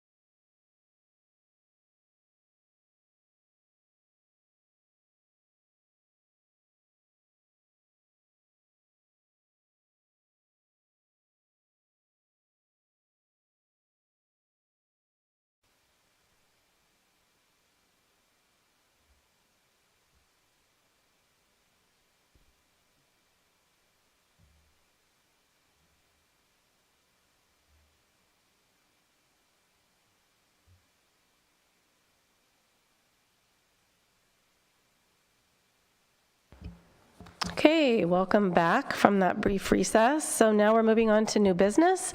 Next is item A, to receive an update on the local coastal program. So could we please have a staff report from our Community Director, David Loya? Yeah, good evening, Mayor and council members. Pleased to be before you tonight to bring forward the local coastal program and to have a brief discussion around what it is, the history of it. I'd like to talk to you a little bit about the local coastal zone and regulatory framework that we've developed. Also, I have some information on sea level rise that I'll provide as sort of an optional part of the presentation.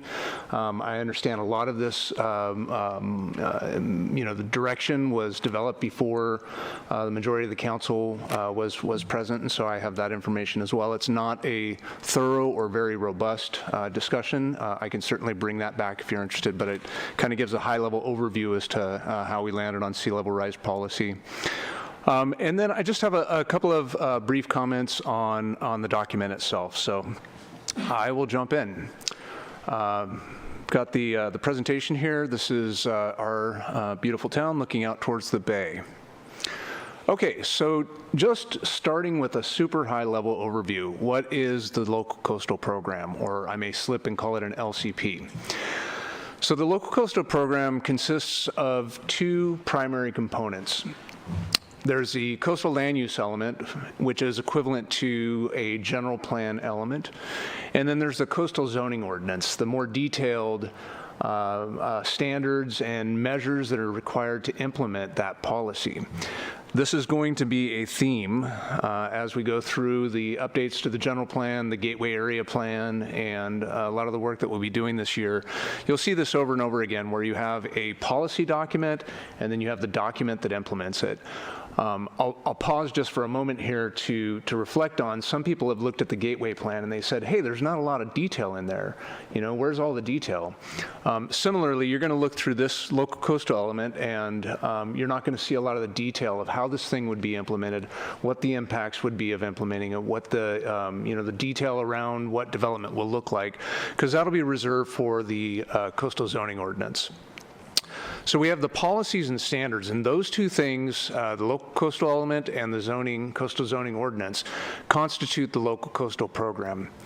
We also have a whole bunch of ancillary and related documents that have been developed over the years that relate to background existing conditions or projections for sea level rise. Those are not regulatory documents, but they help us to understand the policy that we're adopting and the standards that we're putting into place and how they relate to the Coastal Act, which ultimately we need to be consistent with. So why update the LCP? Why are we doing this? Well, in short, it's because our current LCP is printed on a dot matrix printer. The element was adopted in 1989, and it covers the policy areas necessary to address the Coastal Act, but not in anywhere near the detail that we have in the local coastal element that's before you tonight.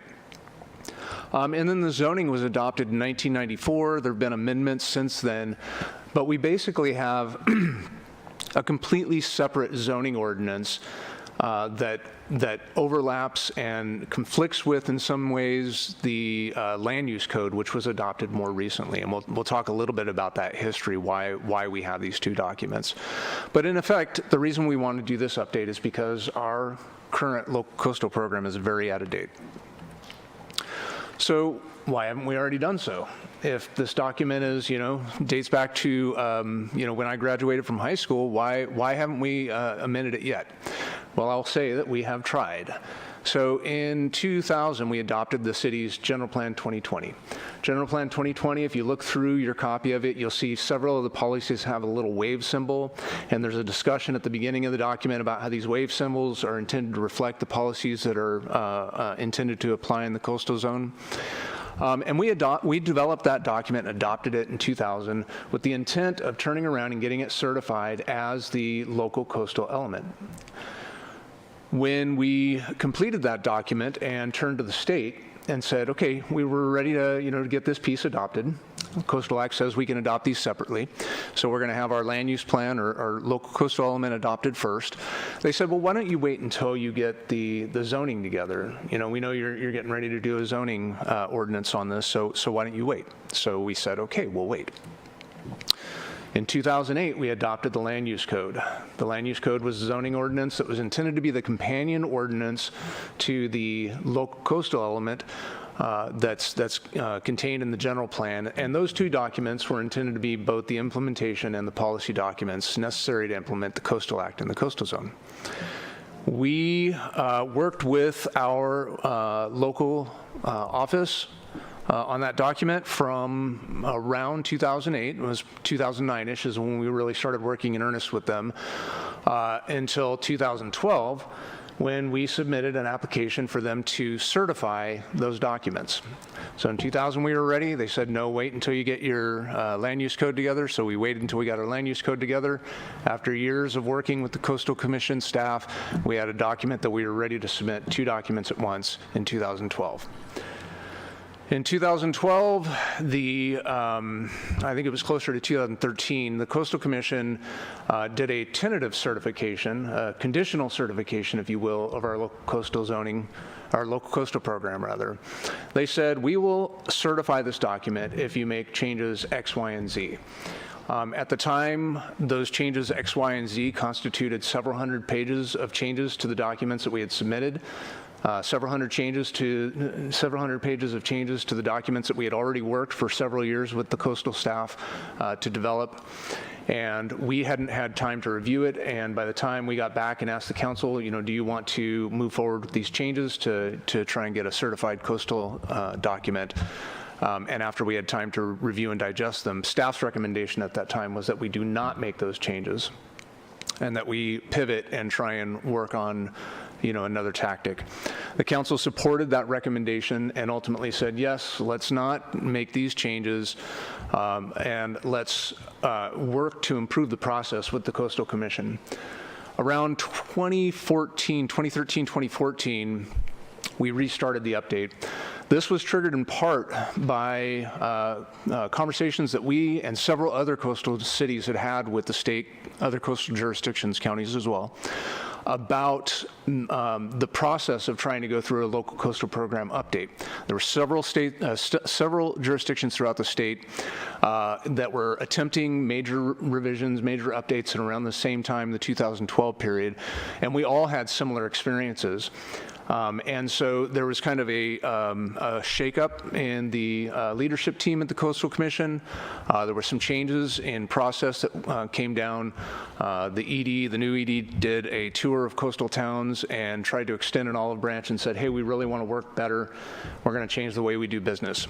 And so in 2014, we restarted our update. Again, doing this largely on a shoestring budget, which is part of the reason why it took so long. But also, it took so long because at around that same time, I was trying to push my speaker button to advance the slide. At around that same time, the awareness and interest in sea level rise was really starting to, to peak. And so in 2015, we got an LCP grant from the Coastal Commission that we used primarily to develop the background documents for our sea level rise guidance, our vulnerability analyses, our projections, local projections for sea level rise. And so that was a sort of pivot in 2015. We had to spend a lot of time on that. Between 2016 and 2018, we were working on those background documents and sea level rise studies. And then really from 2018 to now, we've been working really closely with the Coastal Commission staff. The changes that were made earlier in the decade really did have an impact. They directed staff to work real closely with us. And so we have had several iterations of review and comment, both from our local office and from the state office, on what you see before you tonight. And so that was a great partnership that developed out of the second half of that decade in working with the Coastal Commission. And so between 2018-22, that closely working with the Coastal Commission staff and using the second grant from the 2018 that we received, we now have before us what I feel like is a fairly decent work product. There's still, some issues. We try to get this document out as soon as possible. As I'm going through it and reviewing it and looking at it a second time, I'm finding, figures that are mislabeled and that sort of thing. But we wanted to make sure that folks had, as much time as possible to look at it, and the policy is pretty solid at this point. And we're happy to be floating this out for public comment at this point. So, has the public seen this before? This has also been a big theme for a lot of projects, especially long-range planning documents that we're working on, that, people are becoming aware of these documents, they're becoming aware of the process, they're finding out about it, and they're saying, hey, why didn't you let me know before? I didn't know about this. I just went through a decade-long, a 2-decade-long history of trying to get an update to this local coastal program. I personally have been working on this document in its various iterations my entire career here at the City of Arcata. And so this has been a very lengthy process. And yes, absolutely, the public has seen this before. Between starting from most recent and working back in time, and I'm not going to go through the entire history because we'd be here all night. In 21 and 2022, we've had 6 Planning Commission meetings looking primarily at this coastal element. They saw it in each of its pieces during its drafting, and then they saw it most recently last month in the current form that it's in. From 2016 to 2021, I quickly counted the number of public meetings that we had held on sea level rise in particular, and I came to 16. I feel like I've missed several because I just know that there's more than 20. From 2014 to 2018, this was a main topic of our annual study sessions. So the Planning Commission City Council used to annually have a study session. They'd get together and talk about some of the big topics that are going on. And over the last several years, Gateway Area Plan and infill planning in general and local coastal plan was a primary topic at these meetings. And so we've had, direction from those study sessions. We've had direction from separate Planning Commission meetings and from City Council meetings. In 2017, we made a big push to do some engagement. We had tabling at tons of events, too many to list. We've also done King Tide events over the last several years. One of the things that I'm proud of, a big initiative that Susan Dill McCarthy in our office worked on was sort of the King Tide photo documentation project that we started. And the state, I have to think, stole our idea because they also have now a statewide photo documentation project for king tides. And it's a great way just to get people interested and thinking about what do these higher elevations of tidal inundation look like in my community. And then we've done at least 3 panel events where I or my staff have been invited to speak to large groups on the work that we're doing or to talk about local coastal planning in general. Again, I feel like I'm missing some of those. In addition, we have a specific e-notification, our listserv that you can get online at cityofarcata.org. Go to the e-notification link in the left-hand side of the hot links there on the main page. You can sign up for an e-notification for the local coastal program. I don't know off the top of my head, I didn't have a chance to research how many people are signed up for that, but we have tens of people signed up for that e-notification. And so that's been a way for us to keep people apprised of progress on the LCP. Okay, well, what is the process moving forward? So we're here today, we've got this one draft document. We're soon to release the coastal zoning ordinance. An ideal time frame, and this is really, I know the council, the planning commission, the public are working on a lot of long-range documents right now, and so this timeline is not fixed in stone. We don't have, like some of the other work we're doing, funding time limits that are driving this. It's taken 15 years of my career to get to the point we're at now. If it takes another 15, this could be my swan song as well. But an ideal scenario would be that, by mid-2022, the PC and CC, the Planning Commission and City Council, are actually reviewing these documents for approval. So you'd have them before you. We've gone through the public engagement. We've revised the documents, and you have them before you so that you can approve them. There was a recent suggestion that you have the Coastal Commission certify them before you approve them by a public member. And so I just want to set the record straight for both the public and the council. The commission will not certify the LCP before you approve them. The process is a little wonky. That would make sense to have this commission give a nod first, and then you can go ahead and approve them. But the way that the process works is that the council has to approve the documents first. They have to authorize the submittal of that document for certification.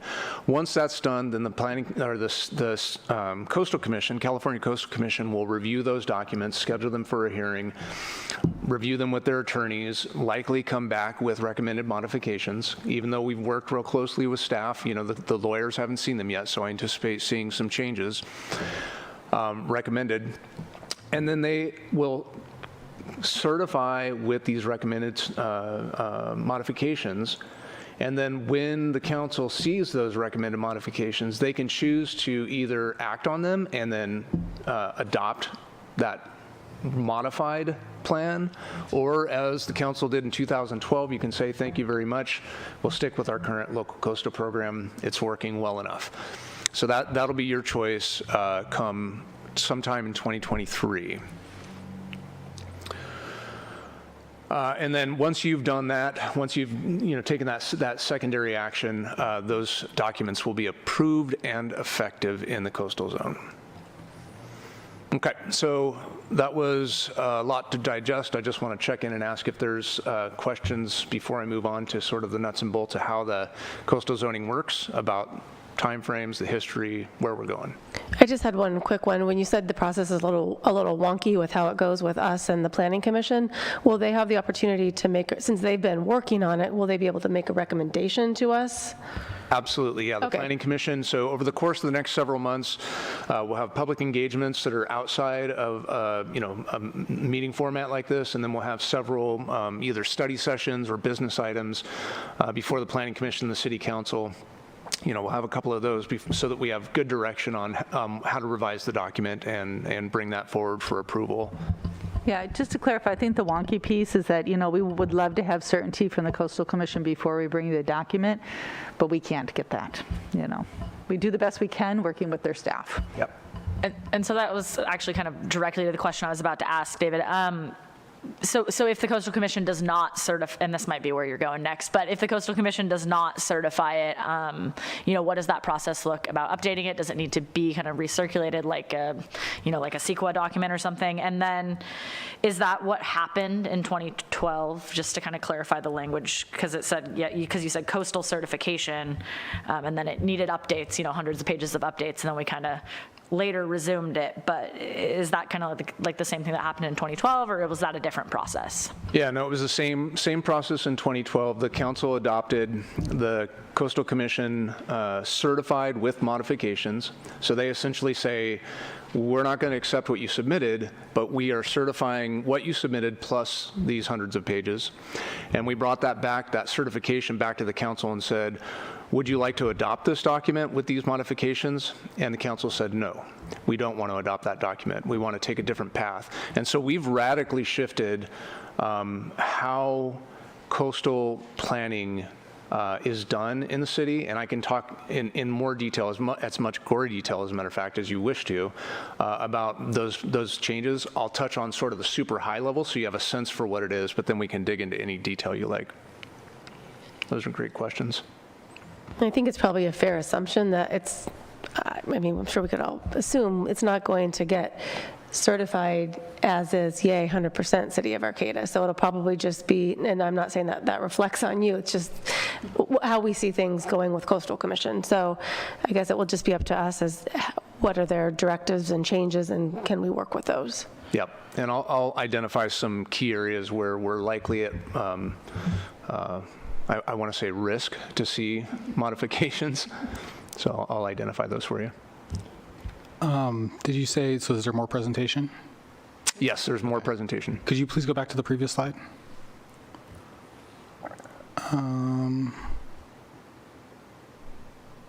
So this is I'm just, processing it really quick, the timeline. Yeah, and I can, we'll make this available online for folks to, we'll post it as a PDF on our LCP page so folks can go back and review it.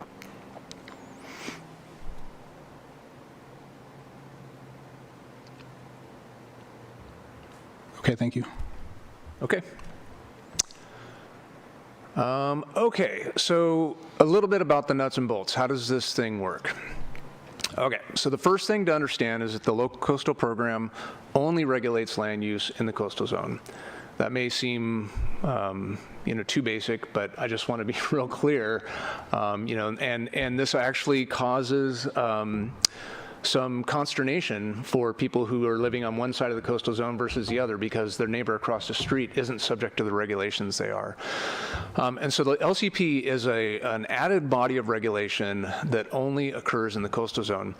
This concept actually led to one of the major changes in the way that we are proposing to regulate land uses in the coastal zone. Right now, the city has, I'll get to that in a second. So hold on to that thought. We have a major pivot in the way that we will regulate or propose to regulate based on this concept that it's only effective in the coastal zone.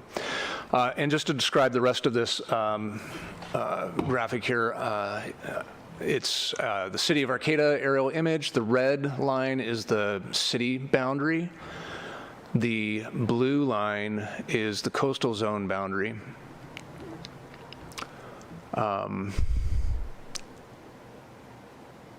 And I'm not sure why this blue line is here. That just represents the coastline, I guess.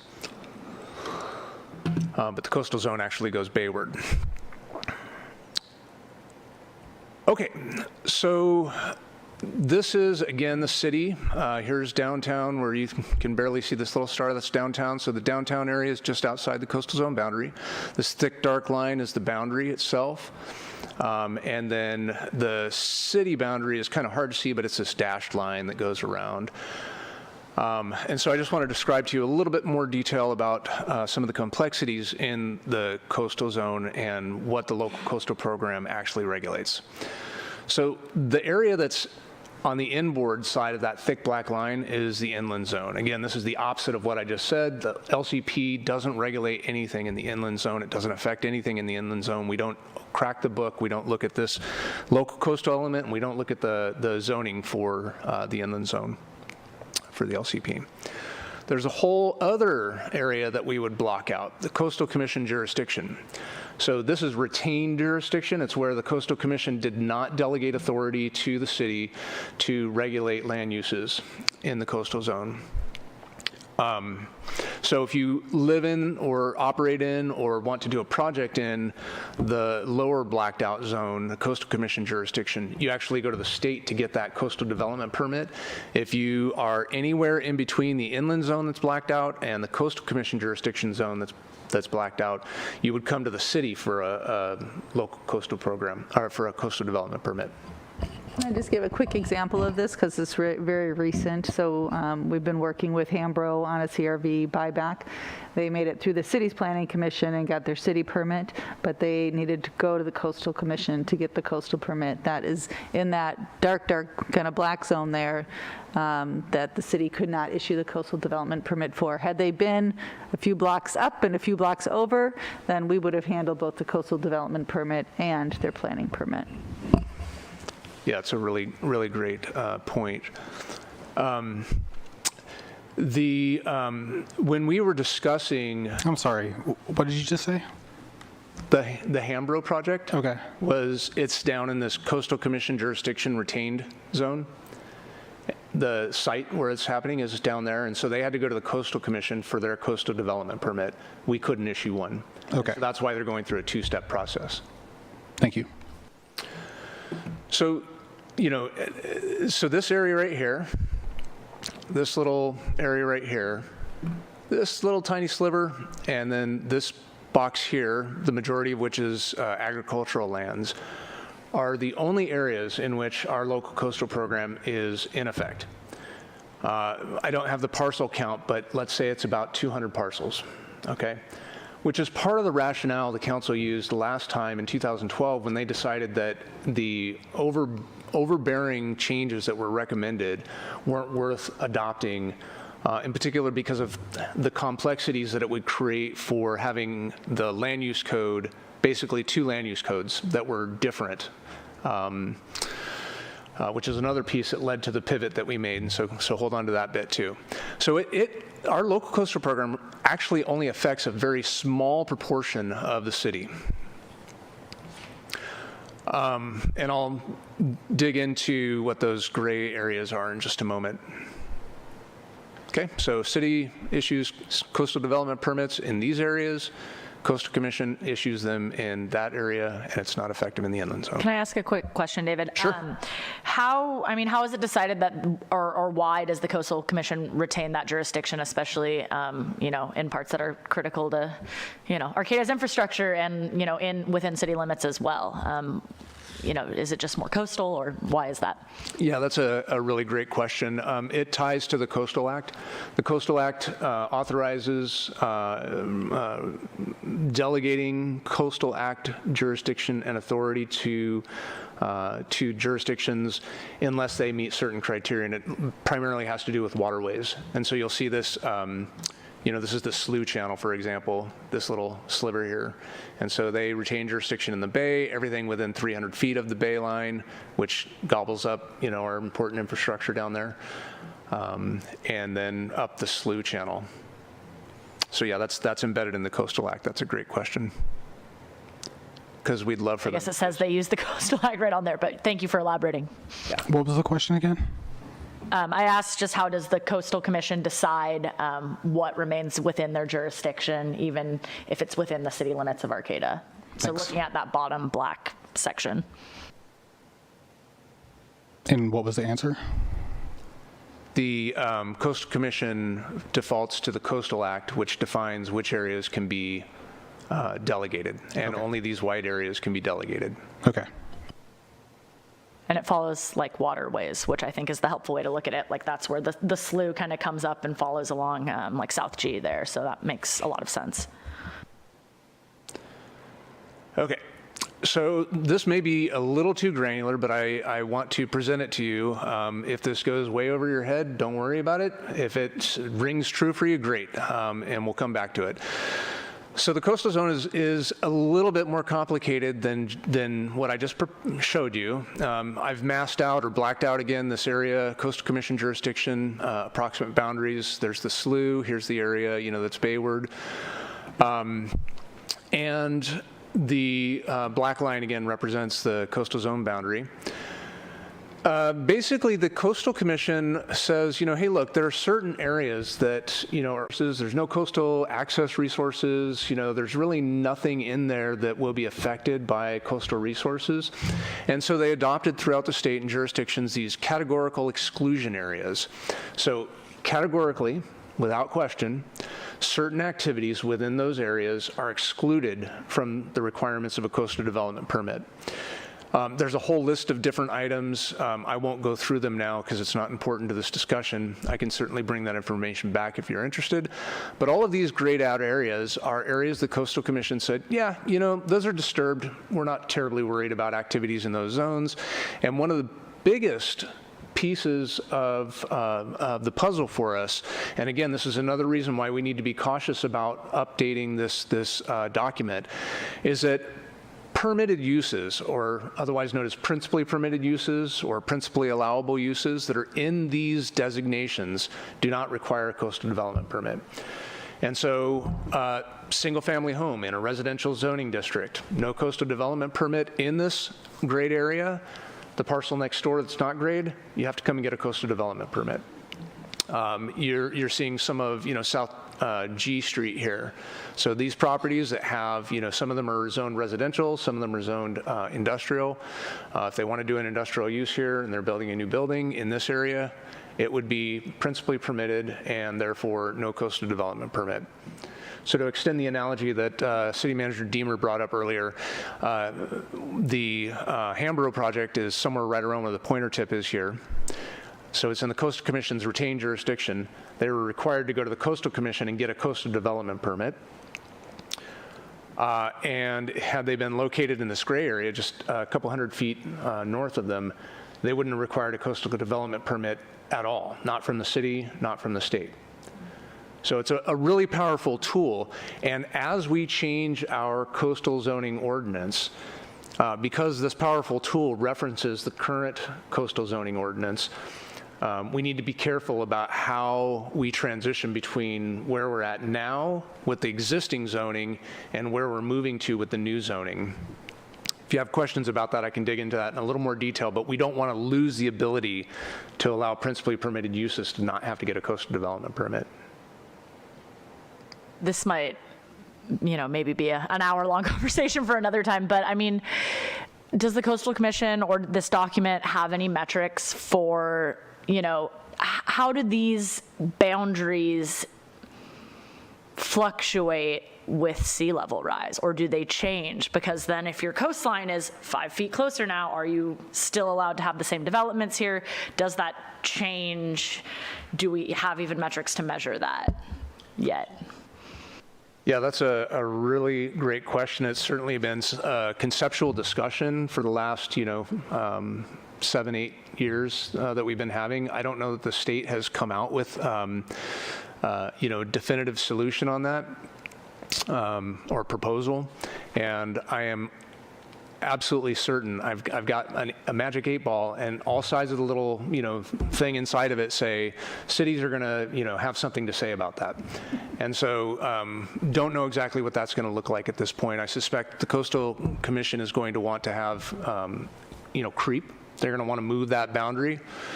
And I suspect that cities are going to want to push back on that.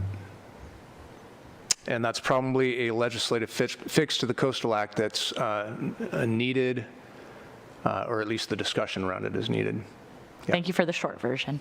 Yeah. I could go on longer if you want. Okay, so that arrow is where was intended to show you where these CADX areas are. That's one example of them. We'll come back to this arrow because many of you may be recognizing on the map that this arrow, this box area here also overlaps with the gateway area, so we'll touch on that a little bit. Okay, so Table 2-1 in the LCE, the local coastal element, identifies the different zoning types. Okay, so here's the pivot that I've been talking about. This is the really ingenious thing that we've done with this revision to the local coastal program that allows us to kind of have our cake and eat it too. One of the big problems with the 2012 process was we took our land use code, our 4-inch document that has tons and tons of regulation, in all kinds of gory detail, tons of minutia in there, and we said we want you to adopt this as our local coastal program document, which would have been great because then we have one document. No matter what side of the line you're on, it's one document. You flip through the pages, you can tell everybody the same thing. Right now, we currently have 2 documents. We have the LUDGI, Land Use and Development Guide, that was adopted in '94, and we have the Land Use Code that was adopted in 2008. And so we're constantly struggling to make those 2 things work together. So the Coastal Commission was comfortable with this 4-book approach, basically a 4-book approach where you have 2 general plans and 2 land use codes, and and they extolled the virtues of it. But as a practitioner, trying to apply that in practice, it's just insane. I mean, I'm not going to mince my words. It's crazy making, and it drives staff nuts and the public. And so what we've done is recognizing that the coastal zone is geographically bounded by certain features. We adopted an approach of using overlay zones, or what our land use code calls combining zones. So on the bottom here, there's an image, and maybe it's hard to see on the screen here. Hopefully it's better on your local screens. But here's a city that has a zoning district. So this is not our city. This is just prototypical city, let's say. And they have this yellow zoning district. This is what we would call a base zone. It's their R1. That typically means it's residential 1 or residential low density. Within a portion of that R1 zoning district, they have this WP overlay zone, or a wellhead protection overlay zone. And you can see in the figure 1 here, it says a wellhead protection overlay has special provisions in addition to the requirements of the base municipal zones in order to protect nearby wells from contaminants. And so an overlay zone, or a combining zone, can essentially add on to the existing regulation that you have in your underlying zone. So this was the first pivot. We adopted our land use code citywide. We did that years ago. For a long time, while we were trying to work through the coastal zoning process, we said, well, it's only applicable in the inland portions. After the 2012 experience, we said, you know, forget this, we're just adopting it citywide. So land use code is applicable citywide now. It's not certified by the coastal zone, so it's not the standard for a coastal development permit. If we were to use that as a standard for a coastal development permit, that would be the basis for an appeal, and we would lose because it's not certified. The proposal for this local coastal element, and the zoning will follow suit, is to have these overlay zones. And so the way we designate them in the land use code is by starting with a colon and then initials for the name of the zone type it is. So you see on the very top of this table here, coastal resource and open space lands. That has a designation of :CROS, and that can be combined with any other underlying zone within the city, within the coastal zone, and we would restrict these to things like natural resource lands.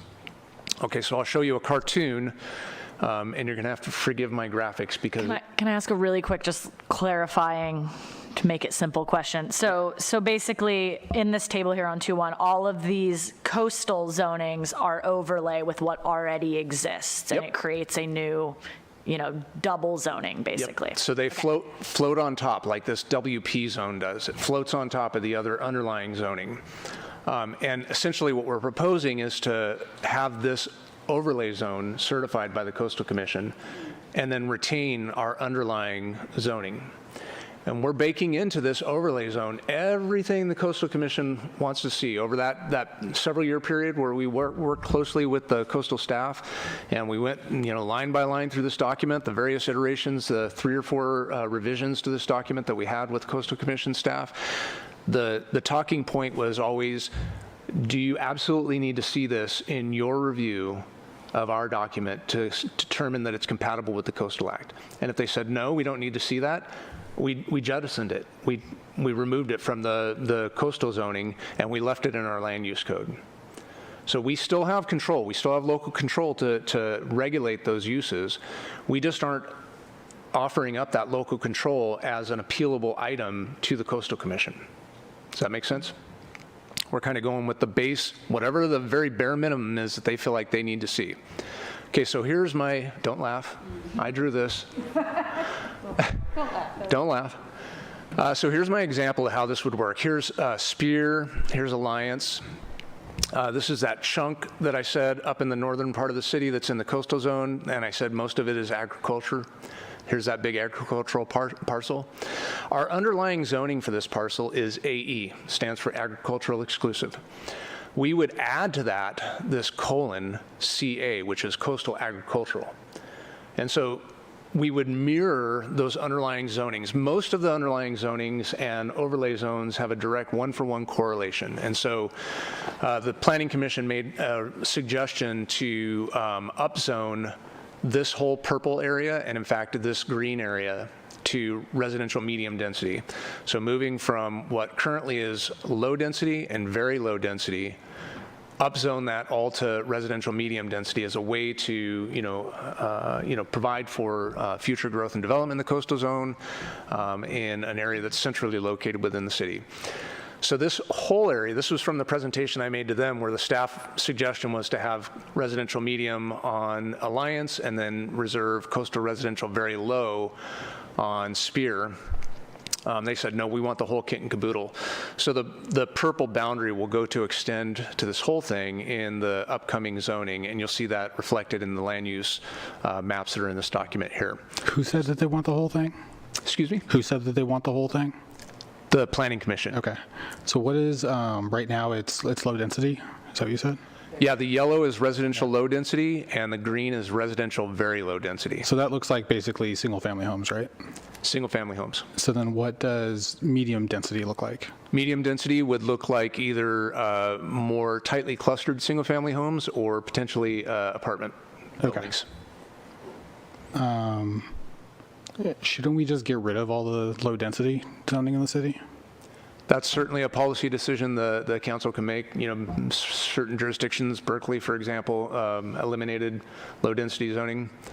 Some people have made the claim that the state's SB 9 and accessory dwelling unit laws have effectively eliminated single-family zoning. So we haven't gotten that feedback yet, so we haven't proposed it. But that's certainly something the council can take a look at.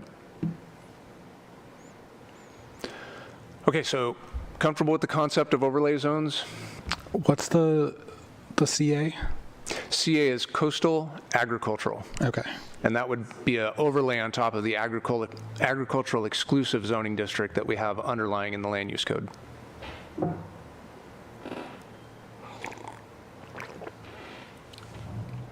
Okay. Okay, so jumping back real quick to this categorical exclusionary so I can tie the bow together on the gateway. This issue has come up as well. You know, how do these things relate? There's some overlap in the zone. You know, what's going on with that? So this area right here is part of the gateway area. It's the part that's in the Coastal Commission's boundary.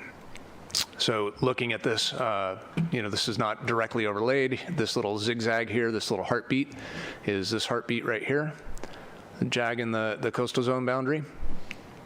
And this little drop here, you see over here, this purple, blue line rather, is the coastal zone boundary.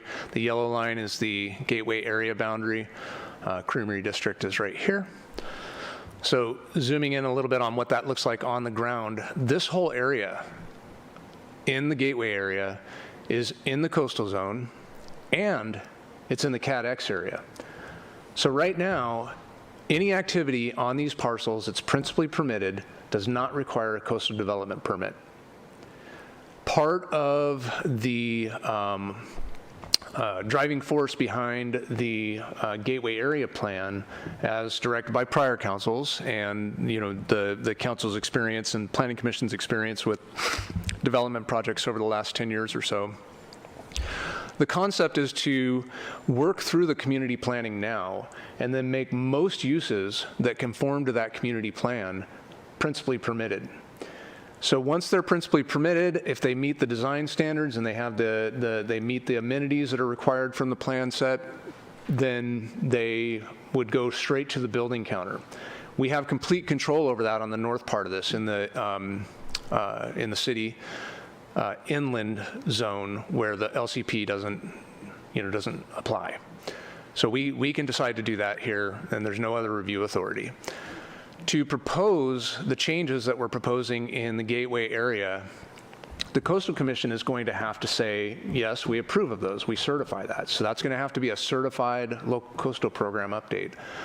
What we're proposing right now is to separate those two things in time.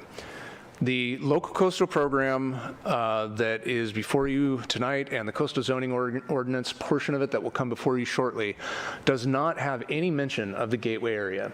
It changes the zoning and the land use designation so that they're mixed use in designation, which allows for the uses that are ongoing in that zone right now. So it better reflects what the existing uses are. But it doesn't propose to incorporate any of the conversation that we're having around the gateway area at all at this point. That is I mean, both of these documents make, big changes, but that change is completely outside of the concept of anything that's in our current land use code. So we can't have an overlay that's going to mirror what the gateway is. And so it's going to require a secondary update. Now, some people have suggested, well, why don't you just slow down and submit them all at the same time? And we certainly can do that. I feel like there's a lot of policy in this document that, is great policy that we'd love to start using as soon as humanly possible.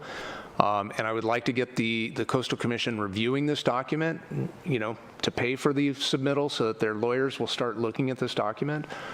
And if they are able to approve it before, the gateway plan catches up or the other changes in the general plan catch up, then we can come back with another LCP amendment and bring that gateway planning into this area. But we don't want to lose this principally permitted categorical exclusion area. That was a lot to take in. Does that make sense? Are there questions around that? It's a lot. We would stagger, the take-home message is we would stagger LCP updates, local coastal program updates, so that the gateway area plan can go on its own timeline and the LCP can go on its. I get that, because it's been so long since it's been updated. We'd like to move forward and be able to do some work. I think it's a principally permitted thing. That's, I think, what most people have been having issues with, right?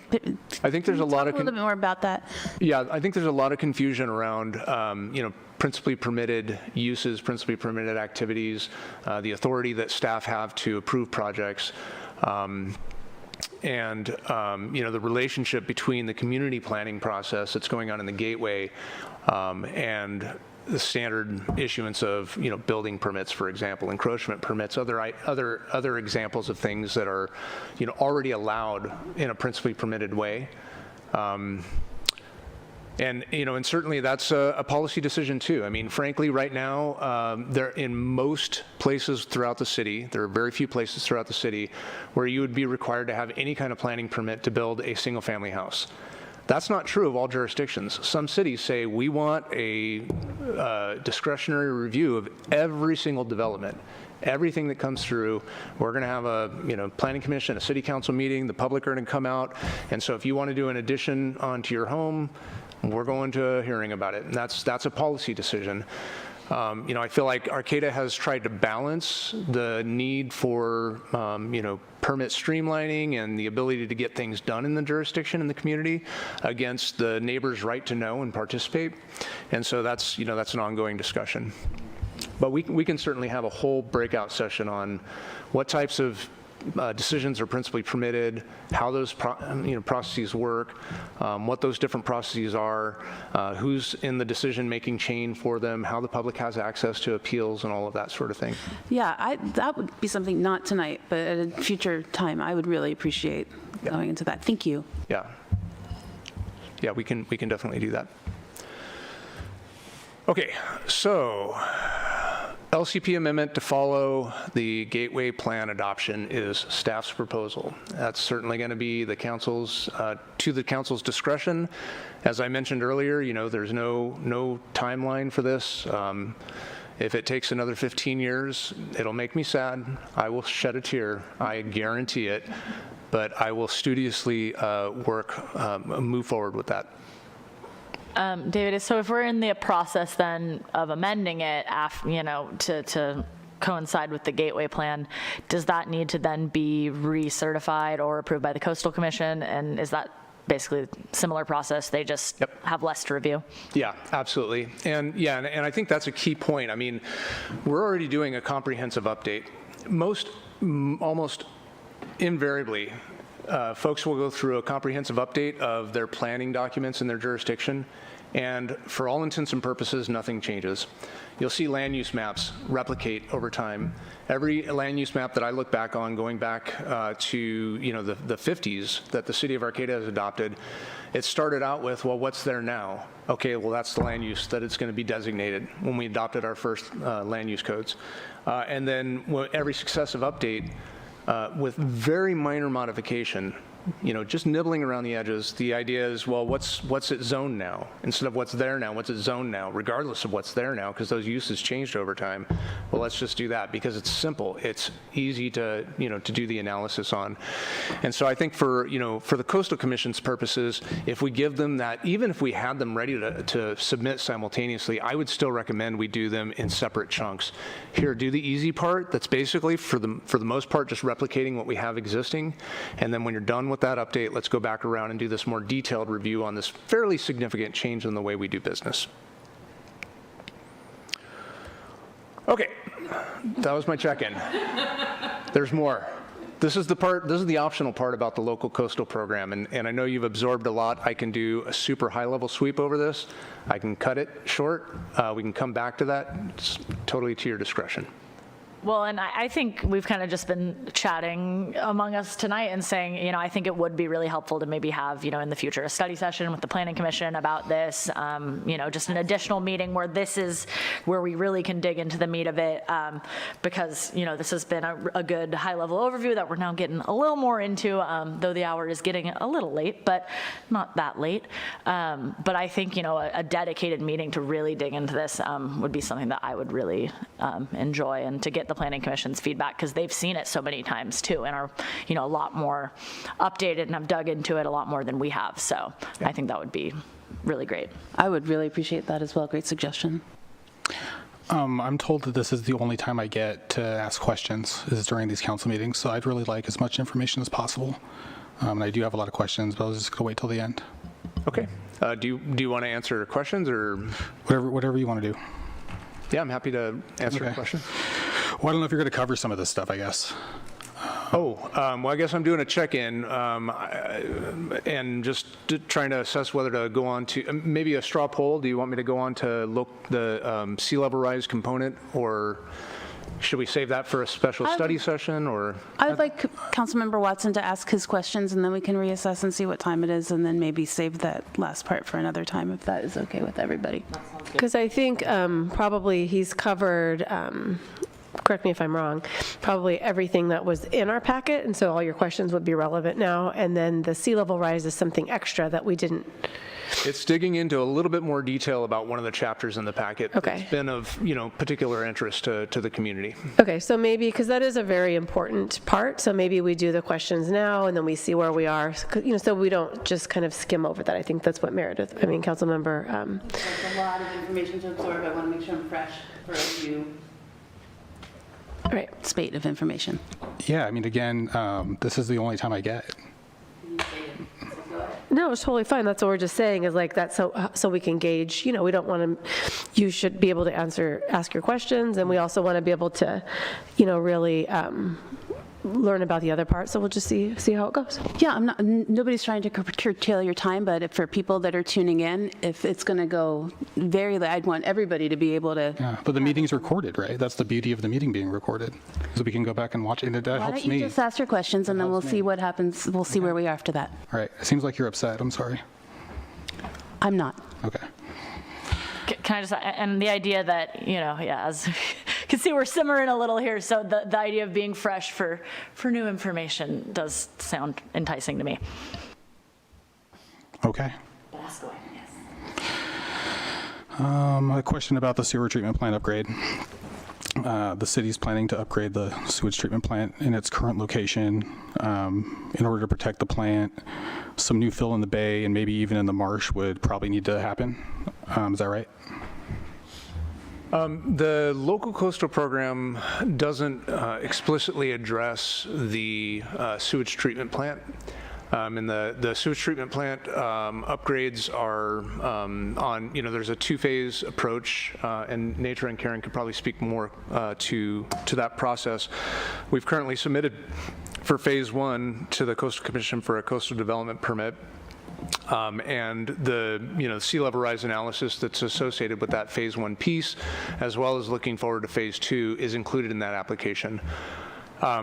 What the sea level rise policy does propose in this document is to have a phased, what we call a measured retreat. What a lot of people will, correct you if you say measured retreat. There's a lot of different terms for it, but I won't go into that. But the idea is that we have low-lying lands that are, basically, either baylands or former baylands, and then we have kind of the G&H Street zone that is, a fill area. It's been filled above the elevation of the bay, and in that fill area, there's a lot of investment, public and private. And so the measured retreat strategy, would be to fall back on those low-lying lands and release those first. that would be more expensive and to protect and have less, resources behind them to protect, and then you focus that protection on the G&H Street segment, and then ultimately, as if sea level rise continues as projected, we would ultimately have to fall back from there as well. And so this idea of like taking steps over time to continue to protect, it's not new protection. I mean, you can see the the ox ponds here. Can't really see the South G&H Street really well, but it's elevated above. It's high and dry, even in this 25-year event. And so, continue to protect the South G&H streets, and then ultimately, if need be, we would fall back from there as well. There's also some creative zoning that we're doing in there to try and create new uses that have less of a development footprint, a development impact that would be easier to retreat from in the future.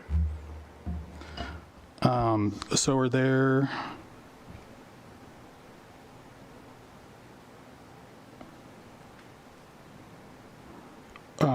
are there things that we need to do to protect the treatment plant from sea level rise that wouldn't currently be allowed by the state? I think our current submittal to the Coastal Commission makes the assessment that for the, the life of the plant, the economic life of the plant, that we are capable and able to, both through the development proposal in raising floor elevations and in ultimately potentially adding defensive structures, whether they're, eco levees or berms or seawalls, to protect that plant for the entire economic life of the plant. Can you say that last part? Yeah, the plant can be protected for its entire economic life. Okay. And it's all within the state guidelines? I'm saying it's within the state guidelines? No, I'm asking. Like it's currently allowed under the Coastal Commission rules, what we want to do to protect it in its economic life. I believe that it is. I've seen other treatment plants. I mean, and again, this is not necessarily in the treatment plant, but expanding it more broadly to, to the zone in general. The Coastal Commission has authorized projects that have, fallback levees, or treatment plants that have been protected with certain trigger points for removal of assets, so that there is precedent for it. I will say that the sea level rise strategy the city is proposing is one that is, in that risk category of being challenged by the state. But I also think that the prior councils and the community at large has looked at the the Coastal Commission's policy direction and has rejected that, and it has suggested that we follow this approach instead, that attempts to retain those assets for as long as it's feasible to do so, and to be developing the systems and structures and policies during that next 30, 40, 50-year period to then retreat, as opposed to creating policies that are effectively no-build policies that cause a de facto retreat and blight creation now. Okay. Yeah, it's hard for me to type, so it's going to take me a little bit to decipher my own notes here, but I'm going to do my best. The draft plan promises that permits for new development in areas likely to be flooded by sea level rise will include conditions of approval that require owners to acknowledge that they understand the city may withdraw protective measures once sea levels rise too high. Is that correct? Yeah, and I don't have the policy number. I can look it up if we need to. But yeah, in effect, there are measures that will be implemented that provide notice to folks that wish to do development in that zone. At this point, creating a we don't have a funding stream to create a levy around this entire zone. And so we would need to develop that over time, and how predictable that funding stream is, whether it's, a tax or grants or whatever the case may be, is uncertain. And so we may project that we can protect to, let's say, 17 feet of sea level rise. And that's our best estimate of what we can do. But it's, it's in a zone that has a lot of uncertainty. And so if, sea level rise, is much more rapid than we anticipate, and the area is, subject to inundation prior to being able to develop those resources, then no protection will be granted. And so there are coastal policies right now that significantly limit the types of development that can be protected with, with armoring. And we believe that the interpretation, the correct interpretation, is that the zone 1 in the map is itself development, and that predated the Coastal Act. And so it's an allowable piece of infrastructure for that protection. So that's sort of the basis that we're going off of. So just to clarify it a little bit further down, so what I think I hear you saying is that if we kind of went in the line of thinking at the Coastal Commission, we would be retreating out of that area very soon, which would be well before there was possible sea level rise, and then creating blight because it would be basically an abandoned area. And we're arguing that and saying that we should be allowed to hold out as long as we want to in that area, as long as people are aware of what's to come. Is that correct? Yeah, no, that's a great way to summarize it. Just trying to keep it simple. Yeah. Yep. And then would that acknowledgement be attached to property deeds? Yeah, I believe that's what our current policy recommendation is. And that's going to, I'll just be frank, that's going to create a cloud on title. That's going to affect the way that lending institutions, insurance companies, other investors view the property. And so that's certainly a policy decision that I think the council needs to be aware of. I think the damage of that cloud on title is less than the damage of telling someone you can't rebuild if you have, a fire, or you can't expand, you can't invest in your property. I think that would be have significant impact on not only the area but the city as a whole. To have basically a whole area where you say, look, we're divesting of, this area. Is there anything that actually requires the city to withdraw protection from those properties when the cost of protecting them rise too high? There's nothing that requires us to withdraw protection, no. But I think if the city doesn't have the financial resources, or if it no longer remains a viable area to invest in, to protect, I don't see why the decision makers would decide to protect it anyway. So that's why the policy is developed that way.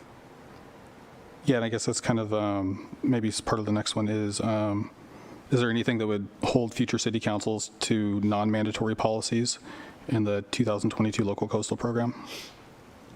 I'm sorry, what was that? Is there anything that would hold future councils to non-mandatory policies in the 2022 local coastal program? Is there anything that would hold future councils to non-mandatory policies? Yeah. Well, the policies are not non-mandatory. They are mandatory. Yeah, the policies are, if you adopt them, then that's how we implement them. Okay. What that policy specifically says is that we would provide constructive notice to people who develop in this zone that there's no guarantee that the water isn't going to be lapping at your doorstep in 30 years or 10. We don't know. And no, future councils, this council can adopt this tomorrow. Well, they can't adopt it tomorrow. You can adopt this, and then you could decide a week later we're going to make changes and adopt something different. So nothing, to answer the question you didn't ask, nothing holds future councils to implement these mandated policies. They can change their mind. The draft LCP mentions that cost-benefit calculations would help the city decide when it will be time to withdraw investments to continue to protect property and infrastructure in areas likely to be flooded by sea level rise. Is that accurate? Yeah, and so part of that evaluation is, and this is dated information, but we were looking at this, I think, in 2016. We assessed the value of both public and private infrastructure at about $140 million, and the cost to protect to, I believe it was 17 feet, to be $15 million. And so this was a little bit back of the napkin. It was just, this is not engineered. This is not a robust study. This was just trying to get a sense for, is it ridiculous to try and protect this area, or does it kind of make sense? And based on what we know, it kind of makes sense. I don't believe this included the sales tax value of the area as well, and the sales tax value that comes out of this area is pretty significant. Is there anything that would require the city to do that? To like, let me see. To withdraw, let me see. No. Yeah, to withdraw investments to continue to protect property and infrastructure? No, there's nothing that would require the city to do that. Could a future city council decide to keep protecting vulnerable areas even if the costs to do that are really, really high? That's what the council does. Yeah, they make those decisions. Yeah, absolutely. Okay.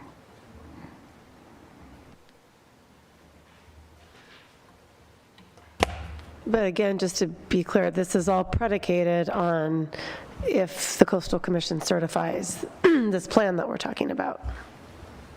Yeah, and in fact, the great irony of all of this consternation over sea level rise is that the majority of the areas that would receive sea level rise protective structures are in this Coastal Commission retained jurisdiction. And the Coastal Commission doesn't look at our local coastal program when they issue a coastal development permit in the city of Arcata. They look at the Coastal Act and they say, does this comply with the Coastal Act? And so what this is, in effect, is our statement of how we believe that coastal resources should be regulated in the city of Arcata. I mean, again, there's a very narrow band of properties that this whole effort even pertains to. And so, and almost none of that area is going to receive a berm or, eco-levee or any kind of protective structure. So almost all of this is basically just our statement of how we think that sea level rise should be handled. And when we make our submittals to Coastal Commission, we would reference those, those documents. But this is, somewhat contentious. The Coastal Commission may look at this and say, hey, look, we're afraid we're going to set a precedent if we let Arcata do it. Maybe it makes sense in Arcata even. But we don't want, Malibu to think that they can do it.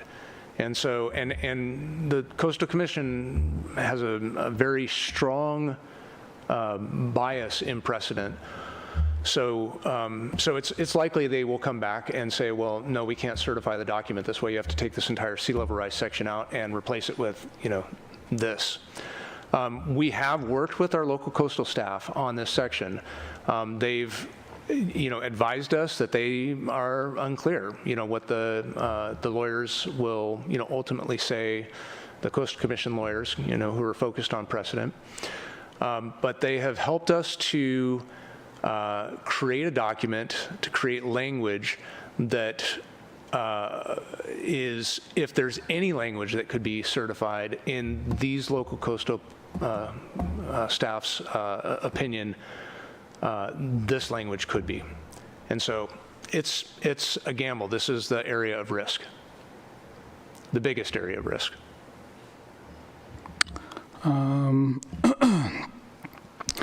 What would be allowed on private land and coastal agricultural zones? Would the new coastal agricultural zoning for the few large privately owned lands in the area that are likely to be flooded by sea level rise allow for all of the same uses that agricultural zoning in the rest of the city currently allows? The ag actually is a there's a special place in the Coastal Act's heart for ag resources. We have a chapter on it, chapter 12, And just to summarize, basically the types of activities that you see occurring on those ag lands now would be able to continue. And all other types of agricultural uses that you typically associate with agricultural uses could continue. There are certainly some limitations on development so that they be directly related to agricultural uses. But for the most part, ag uses are supported and, encouraged. Would it allow like large industrial scale agricultural processing factories? No, I think we have some. Because I think that those are allowed right now in Arcata's agricultural zones. I guess it depends on what you define as. So maybe Cypress Grove is an example. They're allowed to build their factory in an ag zone. Let me dig into the policy in a little bit more detail and get back to you on that. I don't want to speak off the cuff. And another question is, I will point you to the policies in Chapter 12, in particular 12.2.10, 12.2.9, 12.2.8, and 12.2.11. So 8 through 11, 12.2.8 through 11. Yeah, in the attachment, it's on packet page 135.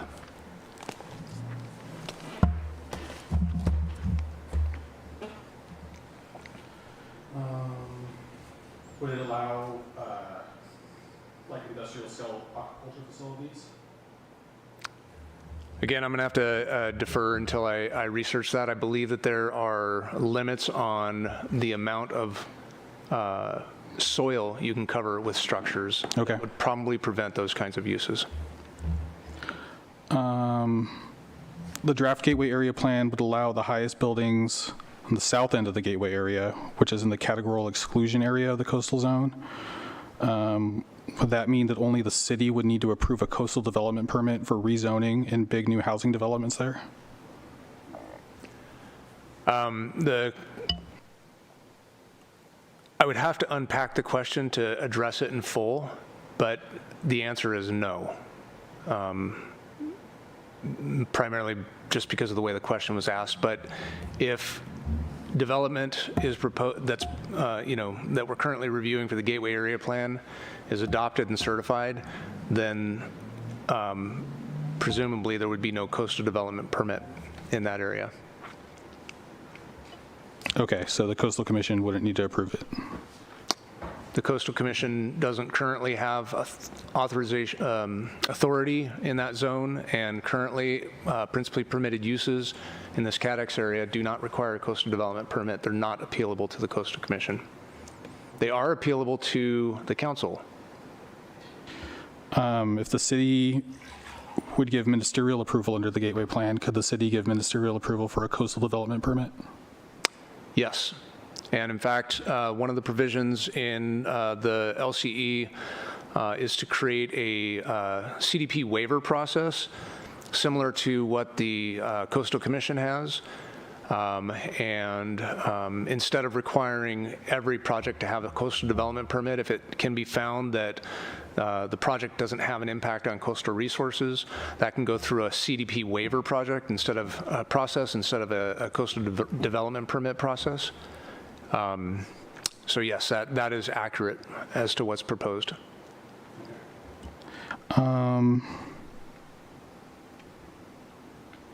The draft plan addresses coastal recreational access, but it seems only to refer to wheelchair access for people with mobility problems. It doesn't say much about access or interpretive signage for people with other types of disabilities. Will more be added? I don't know that that's true. Okay. I'd have to look into that. I think there are actually, there's policy language that talks about accessibility. I'd have to find that for you. I can't do that off the cuff. And then in addition, we're not precluded from, other laws that are, that projects would still be required to follow, such as ADA. Did you, I think you already covered this, but could you just remind me, what was the time frame for when the draft coastal zoning code will be released to the public? The zoning ordinance? I don't have an estimate for that. We just got an admin draft today. Okay. I'd like, the opportunity to review it before it's released, and then when it's released, it'll be well before, anyone is making, decisions on it for sure. There'll be plenty of time. And then I was just still, wanted some clarification on how all these documents kind of overlap with each other, and how they'll be adopted. In brief, the Gateway Area Plan is an element of the general plan. It has a zoning component that has not yet been released that will be adopted into the municipal code. The general plan will encompass all of the edits and updates and new elements, and then including on a separate track, the local coastal element. And then the coastal zoning ordinance would function as an overlay zone to the land use code, which would include as a component the gateway zoning when it's adopted.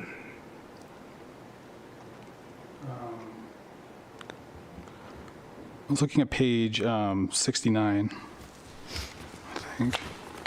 69 of the I think of the packet. Cluey or packet page 69? Let me see. Yeah, I think the packet page 69. Could you give more details on the different permit layers? Specifically about the areas seeking a permit from the Coastal Commission versus going directly to the city? I'm sorry, I can't hear you. Can you share some of the details regarding the different permit layers? Specifically the areas seeking a permit from the Coastal Commission versus going directly to the city, in the appeals area versus non-appeals area?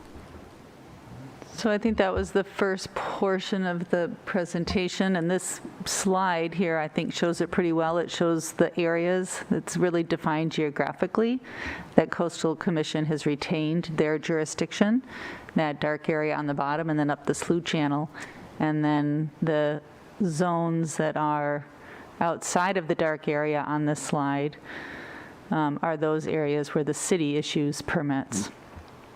And then the gray in the city's area are areas that the Coastal Commission has deemed do not require, are categorically exempt from coastal development permits. Thank you. I guess I can, if you already explained, I can go back and watch it too.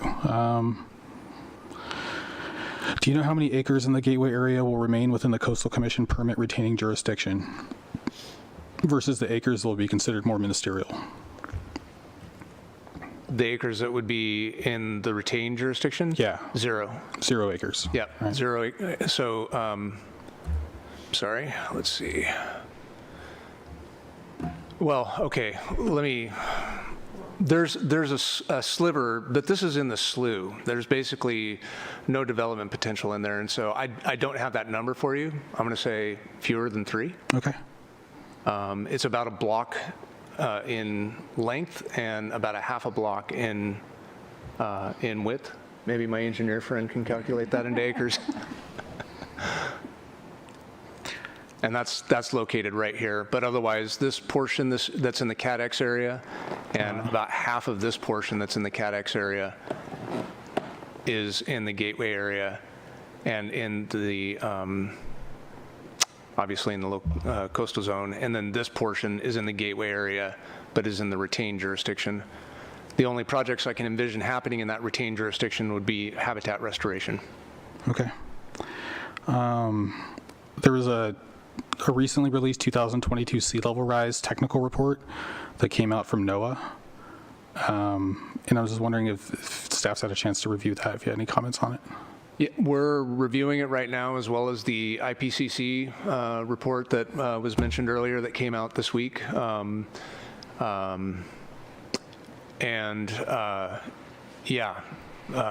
level rise is bad. Okay. Yeah.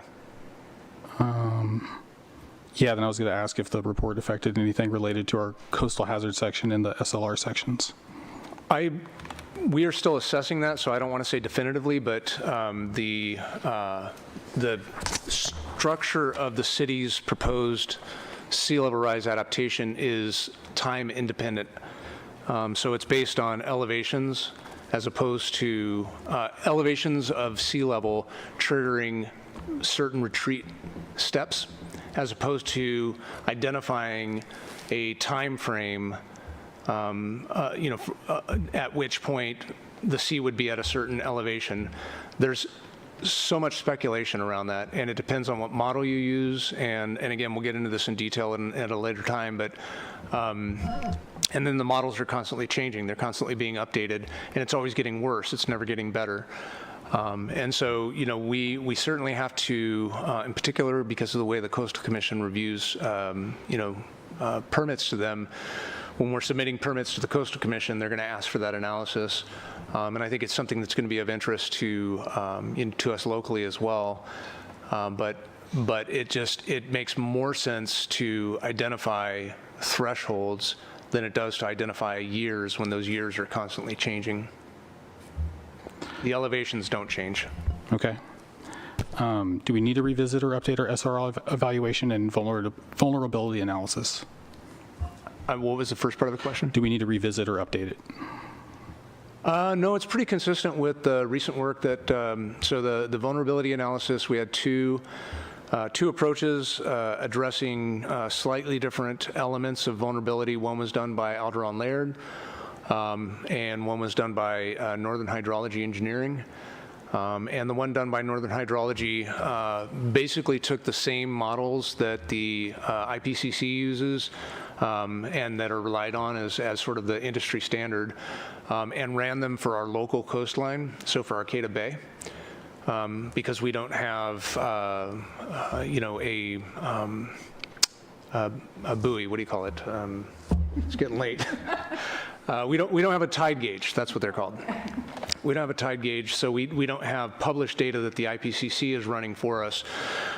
Jeff reran that analysis, and it's not enough time has passed since when we adopted those documents in 2018 to have changed the model.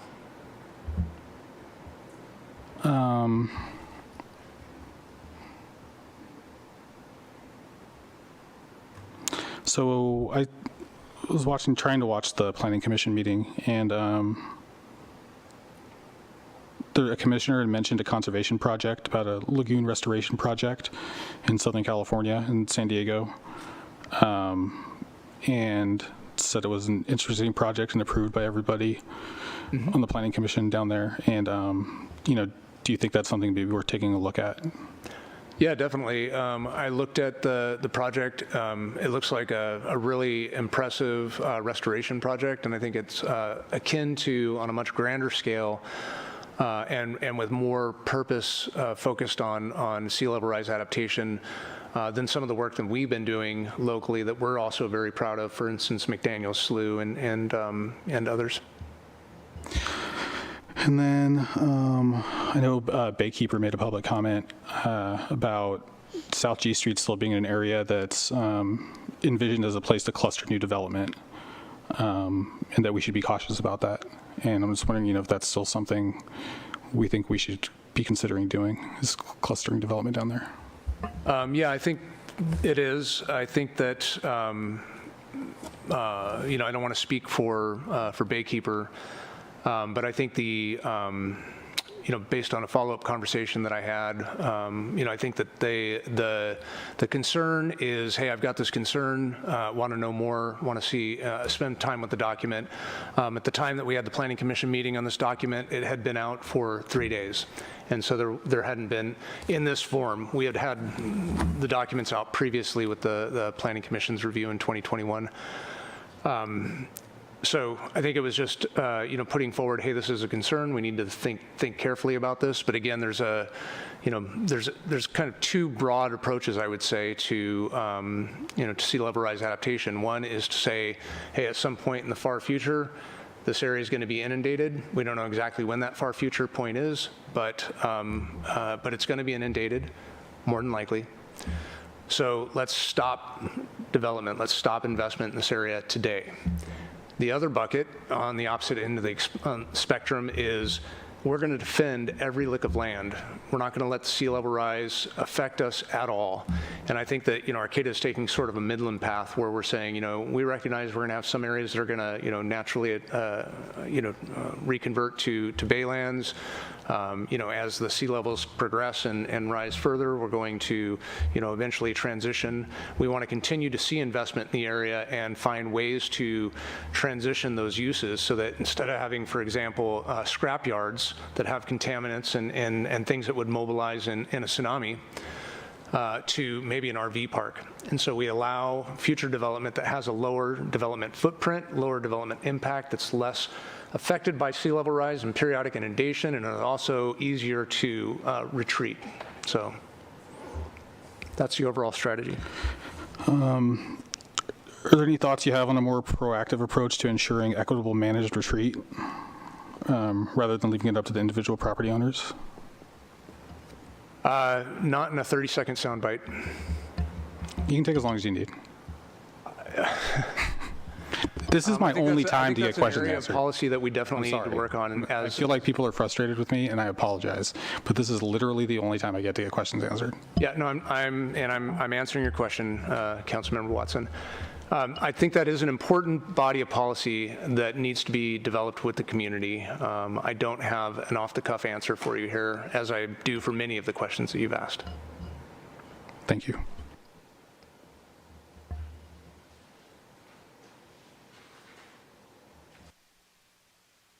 I just want to say the example you gave about the scrapyard versus the RV park, that was really good. Like that was good. Thank you. Broke it down nicely. I've got a couple of sound bites, but mostly I don't speak in sound bites, and I apologize for that. Could you explain to me it's on packet page 70, the Coastal Act direction?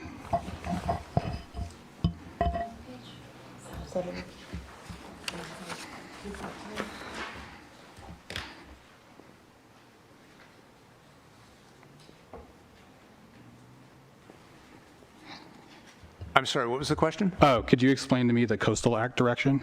Oh, yes. Well, first of all, I'm seeing that this is replicated twice, so we only need it once. So okay, that'll that was my next question. Proposed amendment. But in short, basically, this is just identifying that this is consistent with the policies of Chapter 3 of the Coastal Act.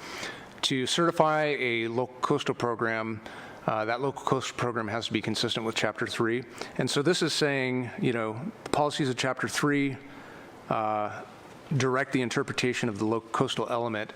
And so if there's any time when there's a question as to how to interpret this, we would interpret it based on the Coastal Act. Okay, thank you. We like that policy so much we put it in there twice. Excellent.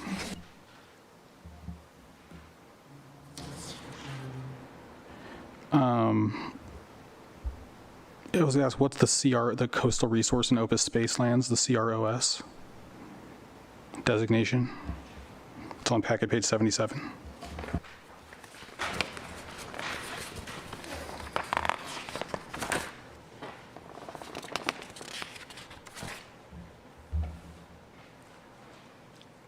You had a question as just to what is it? Yeah. The CROS is one of the overlays that actually collects, it's a bucket for collecting a couple of underlining zoning districts, mostly open space or public facilities or natural resource lands. Instead of creating a category for all of those different types where we don't anticipate seeing any development in the future, we just kind of lump them into one bucket that's like, hey, these are open space and resource lands.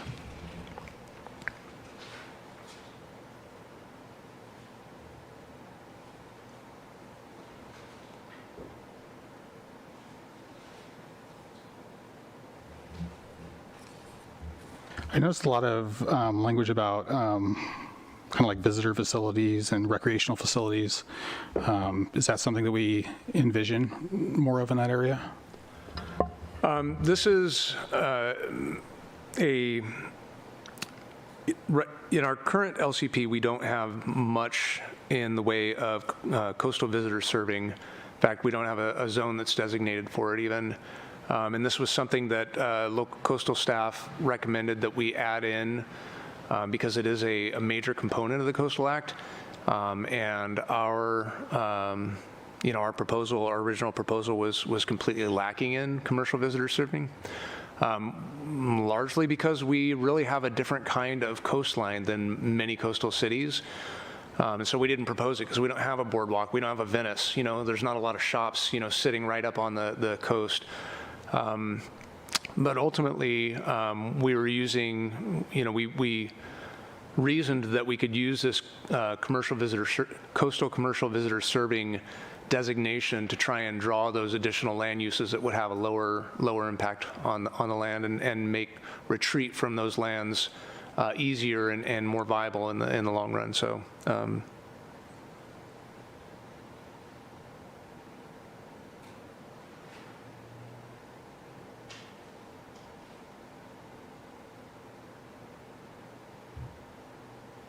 There aren't going to be any alterations of rivers or streams, is there? Say again? Alterations of rivers or streams. All the directions of rivers? Alterations of rivers and streams. Is there a provision for altering? No, are there going to be any? I anticipate there will be. There's still some segments of creeks that can be restored. As sea level rises, we'll have to put in new infrastructure to manage tidal inundation. We're likely to, need to develop settling ponds and manage the landscape in ways that allow us to manage water flows in the future. There's nothing specifically called out for in the document, though. What are some of the the biological and ecological concerns? I don't know. There's ESHA in the coastal zone, and obviously the coast itself, has a lot of sensitive habitats and resources. So the LCP is set up to protect those resources.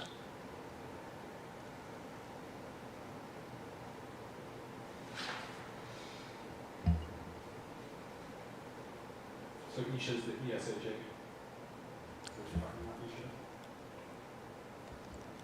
Sorry, ESHA, Isha, is that what you're referring to? Yeah, ESHA, ESHA, that's correct. Environmentally sensitive habitat area is what that stands for. Sorry for the jargon.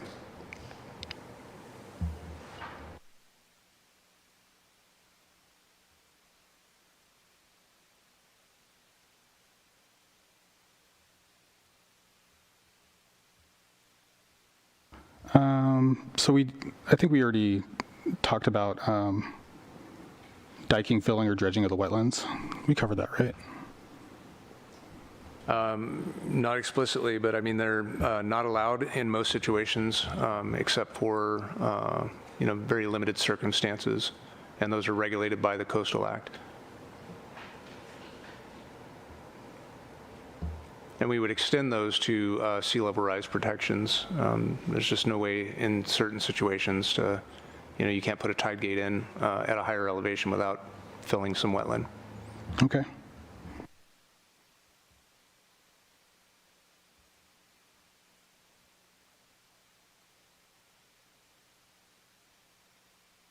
So what area is the tidelands? The tidelands are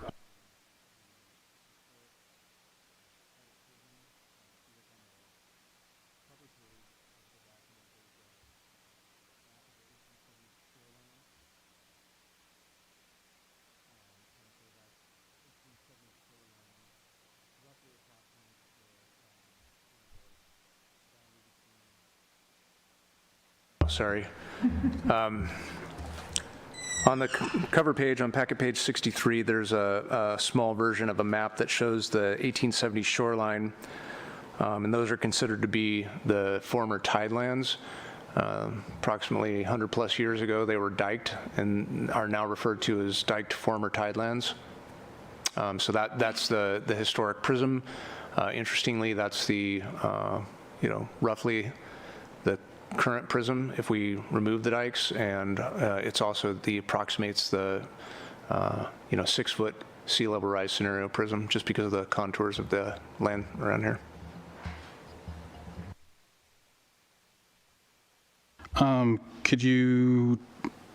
Where's Matthews Dam at? Matthews Dam is inland. Yeah, Matthews Dam is in Trinity County, and it is a structure owned by Humboldt Bay Water District that then regulates the water into the Mad River, with which we draw drinking water from underneath. Okay, I just noticed it mentioned failure of Matthews Dam. We do plan for a failure of that dam because it would come into the north area of Arcata near the hospital, I'll say. Okay.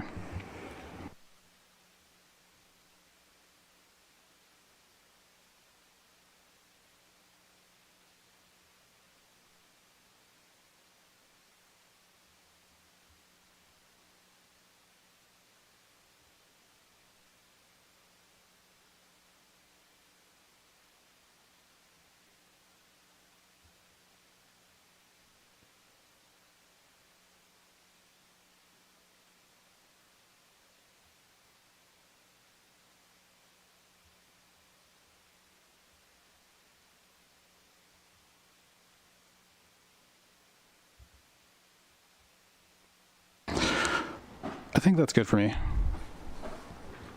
I really appreciate you guys, taking all the time and everything. So, sorry I have so many questions. I appreciate all the work you put into all this stuff, David. Thank you. The beard's coming in nicely.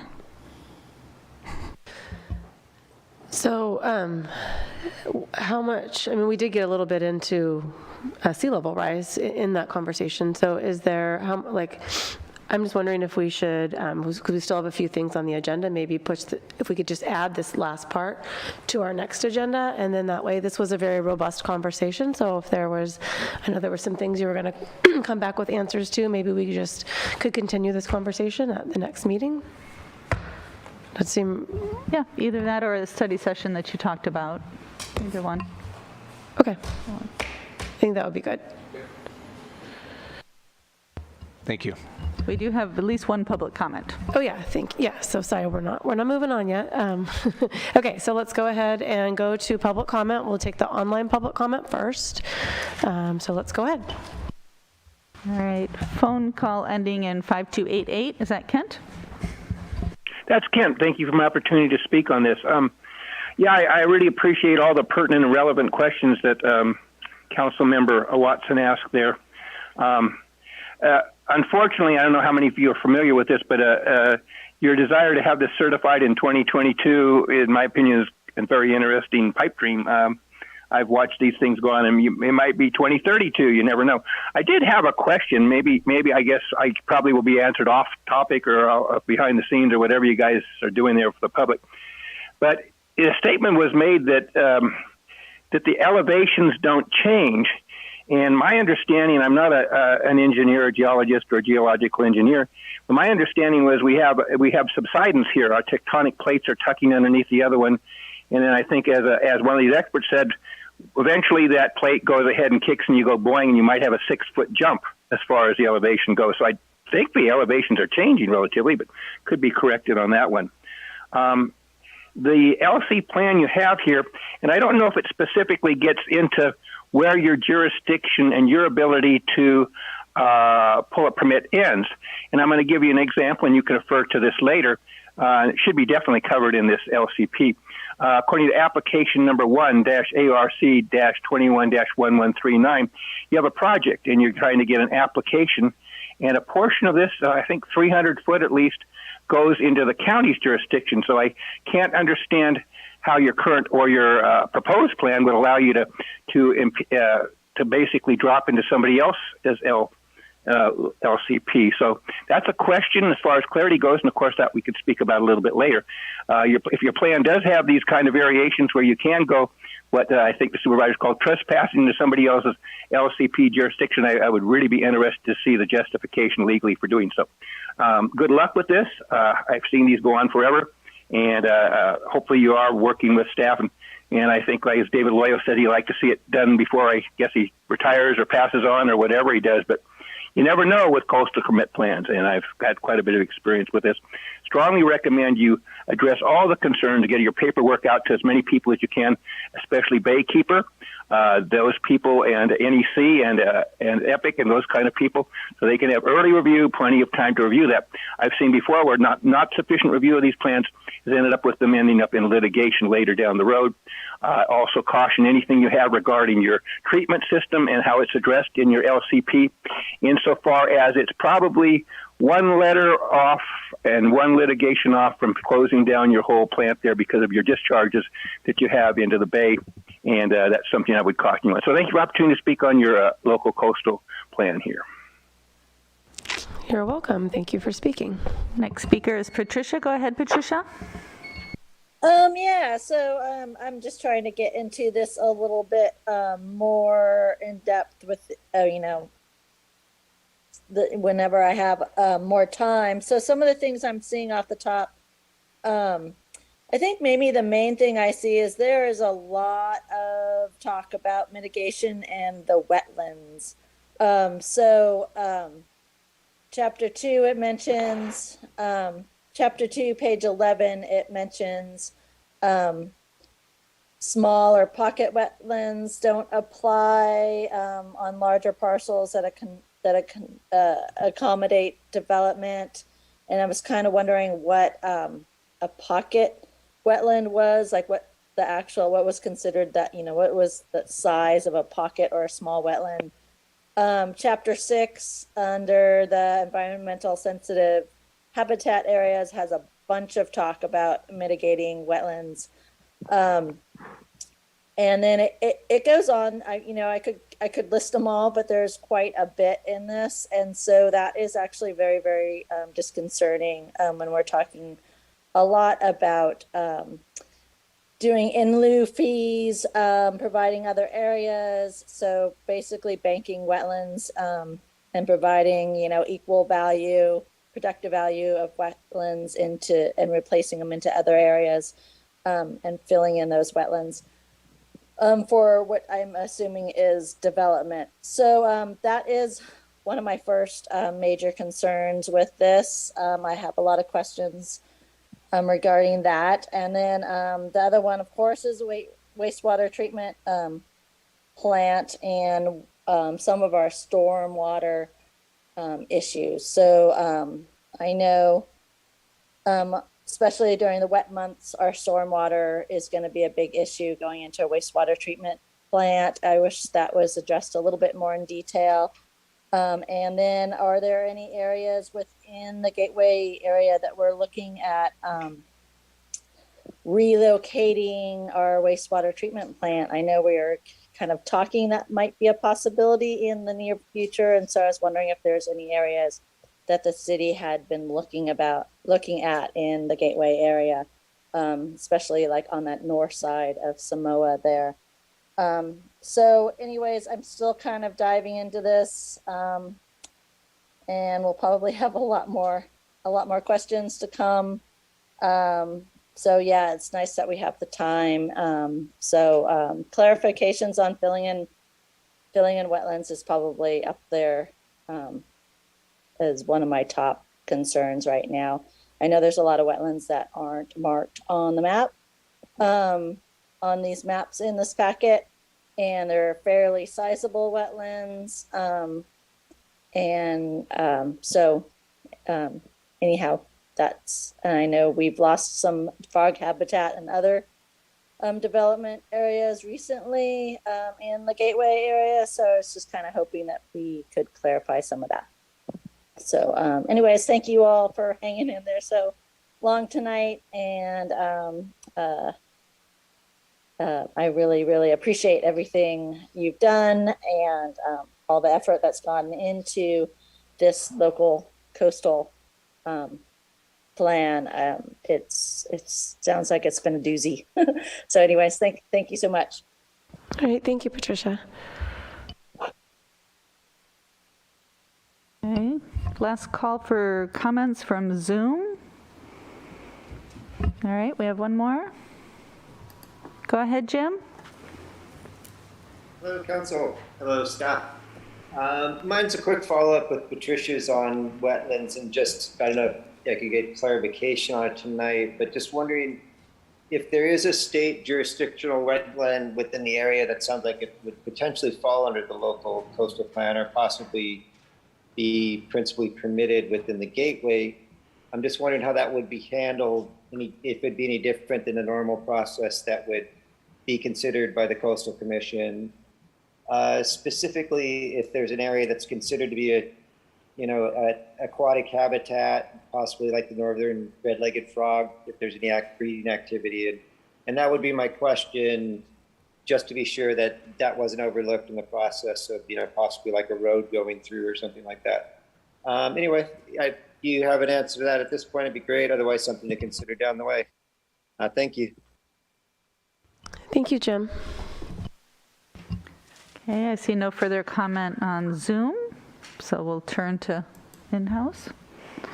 Hi, real quick, Joanne McGarry again, and this has been fascinating to witness in person.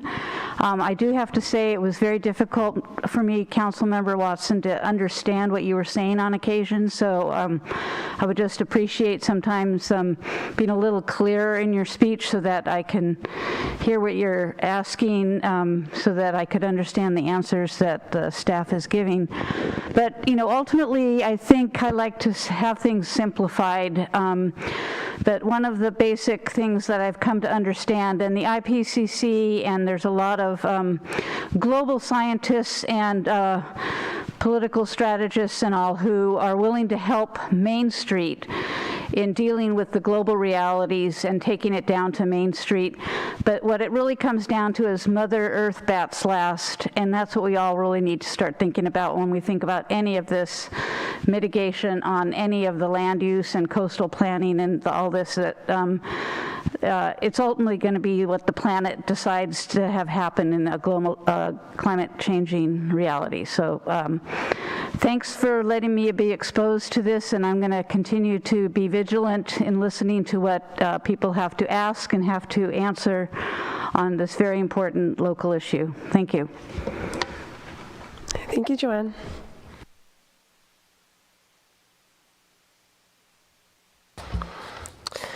Okay, any final comments from the council before we move on? I just want to say thanks again to everybody for being so patient. Really appreciate it. Yeah, and I just wanted to thank David for his very thorough answers. And you've said this is your child that you've kind of been working on since you've worked here, and so it shows you're definitely an expert. And thank you so much for sharing with us. Okay, so let's go to item B, elect a new vice mayor and consider Vice Mayor Goldstein's liaison appointments. So you can go ahead. I'm sure we've had such a robust rotation. I'm pretty sure the public is aware of how it works, but let's give them a quick overview. Yep, I'll make it quick. We do have another midterm vacancy. This is in the vice mayor position, so the council is being asked tonight to consider filling that. The council has a protocol that allows for a rotation into the vice mayor and then into the mayor position. Based on that protocol, the next rotation would be council member Sarah Schaefer to rotate into that. It's based on the length of time that they've been on the council and whether or not they've served in that capacity before. In addition, so that would be one motion that you would want to make. Your protocol manual, it's a little different in tonight because we're just doing the vice mayor, but indicates that the mayor typically elects then that vice mayor position. That's just a suggestion in the protocol. Normally it's because you've just been seated as mayor, but little bit different in this situation tonight. I did also include the liaison appointments to just have a quick, if we needed to review Councilmember Goldstein's liaison appointments. I have been in touch, obviously, with Councilmember Matthews because she is the alternate listed right now on Humboldt Transit Authority, and she does seem that she's got availability. I already have the next meeting on my schedule, so if it's okay with everybody else, I'll just So write it out. since you have an election in June, I'm not saying, I don't know of any, that need to be filled immediately, but I wanted to make sure that alternates had a chance tonight to speak up. But we'll start with the vice mayor. Okay, so I'm thinking that since there is public input on this, let's go ahead and take public input regarding election of the vice mayor, and then we can move forward. Okay, taking public input from Zoom first. If you wanted to give public input on the rotation of vice mayor, we've got one. Go ahead, Kent.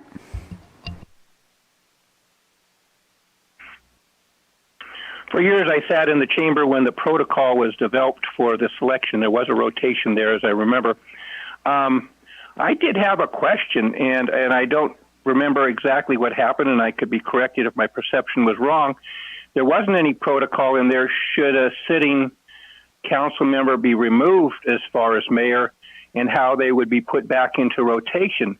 I think that if someone resigned, and I don't know if that was the case themselves, then they would be, of course, the normal rotation would go on as if their term was ended.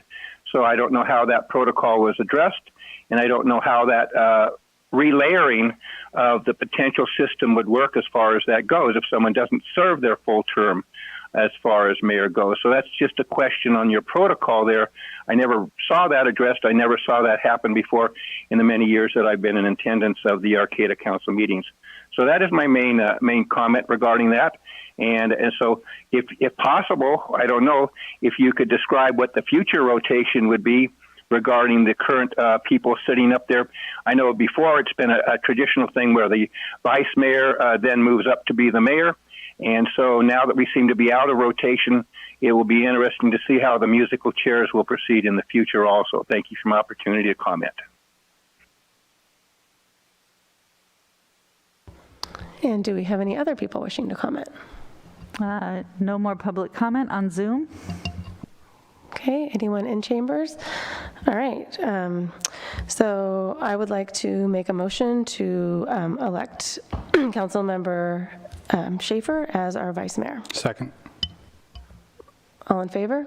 Aye. Aye. Aye. Do I vote?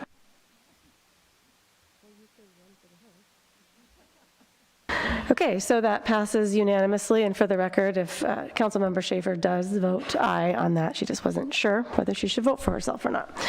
All right, so that takes us to our final time for oral and written communications, and this time is provided. Talk about the liaison positions. Oh, sorry. Oh, yeah. Well, I mean, Meredith said that she I'm could the do alternate for HTA. I'm already been invited to the next meeting. Okay. Unless. Or were the other, I mean, that was your only liaison position? I think one of the other ones, Sarah would rotate, Yeah, Councilmember Schaefer would rotate into. Yeah, for the Cal Poly, Okay. that's mayor and vice mayor, so I'll rotate into that, and I did attend that last month, getting up to speed. Okay. So. And she was also on the homelessness committee, right? She was on the homelessness, working committee. She is also primary on the Humboldt Del Norte Hazardous Materials Joint Powers Authority, and you are alternate. So if that's a Oh, I thought I was the primary. You are now. Okay, right, that's fine. And I'd be happy to do the homelessness committee too. Yeah, because you were on, I'm on. You were on that previously, so that makes sense. Cool. And then we'll have the election in June, and we'll have a, new person coming in then in July. All right, great. So moving to oral and written communications. Do we need to make a motion? For the liaison? Those liaison positions, because that's normally what we do, right? Yeah, you can. Go ahead. Okay. I mean, it seemed consensus. Yeah, go for it. I'll move to make Meredith the primary on HTA, to make me the primary on Humboldt Hazardous Materials response team, I think it's called, and for me to take her place in the homelessness working group. Second. Okay, all in favor? Aye. Aye. Aye. And I just want to say, thank you for allowing me to step into the rotation, but I look forward to serving as vice mayor and working with everybody and continuing to work with everybody in that new capacity. So thank you. Please stay because I'm not. And I just realized we didn't make a term for the vice mayor. Should we do that as part of the motion? Well, we reassess all of our terms in December. That's when so it would be just to fill till then. Okay. I mean, because that's what we've been doing. Emily's turn. She's just stepping in for Emily, so we'll all be rotating in December again, just to keep it interesting.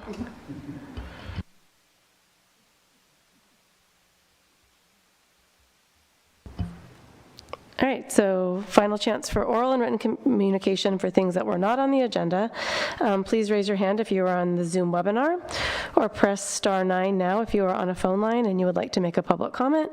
Speakers are limited to 3 minutes. When it is time for your public comment, you will be unmuted and invited to speak. So again, we'll go to those online first. All right, Ken, go ahead. This is Ken Sawatsky. Last time I brought forward a topic to you regarding litigation and your record of having seemed to be headed more toward more litigation, which costs quite a bit. The county has a trend, and that seems to be going in the same way. County seems to be very dysfunctional. I think you're a little more dysfunctional.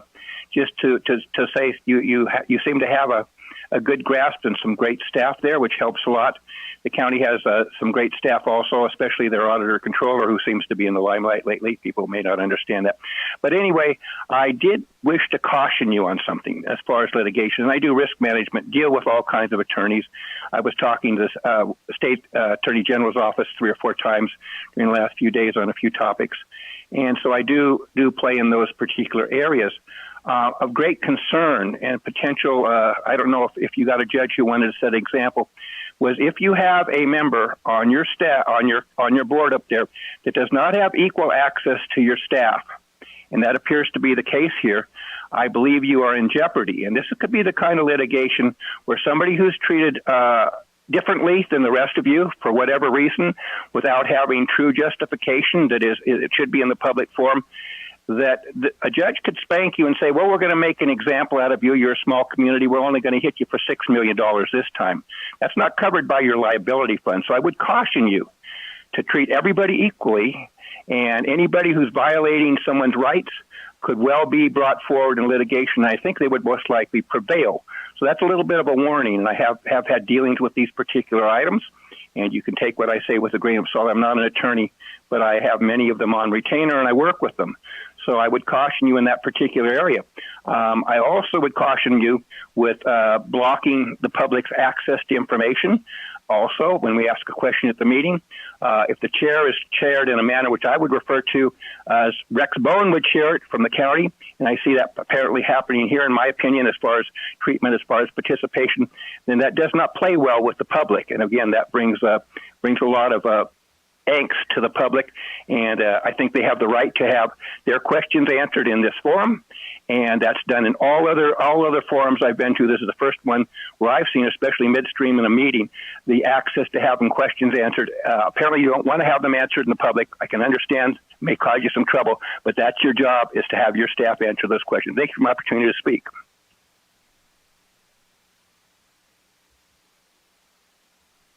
All right, our next speaker is Shoshana. Go ahead, Shoshana.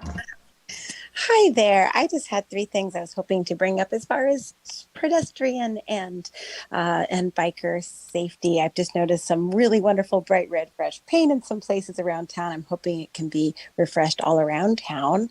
and also some crosswalks that are really, really super faded right now. I've noticed some areas on major streets like LK Wood where the bike path is not complete or missing in some spots, and it seems like there's those pathways and the pathways used for elementary and high school kids during morning rush on Q Street to 11th and over on Alliance. And then I also feel really passionately about a hope for some kind of extra bonus action to protect school children, high schoolers, current and coming soon university students, parents with strollers in all of our community, and several important crosswalks in Arcata.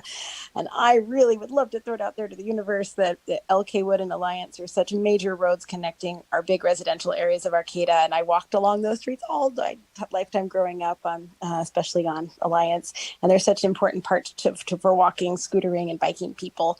On Alliance, there are 3 crosswalks without stop signs that I see kids bravely dash across every morning at M Street, connecting to the bike path just down the hill from Arcata High School, and also at 17th Street where Shake Park ends.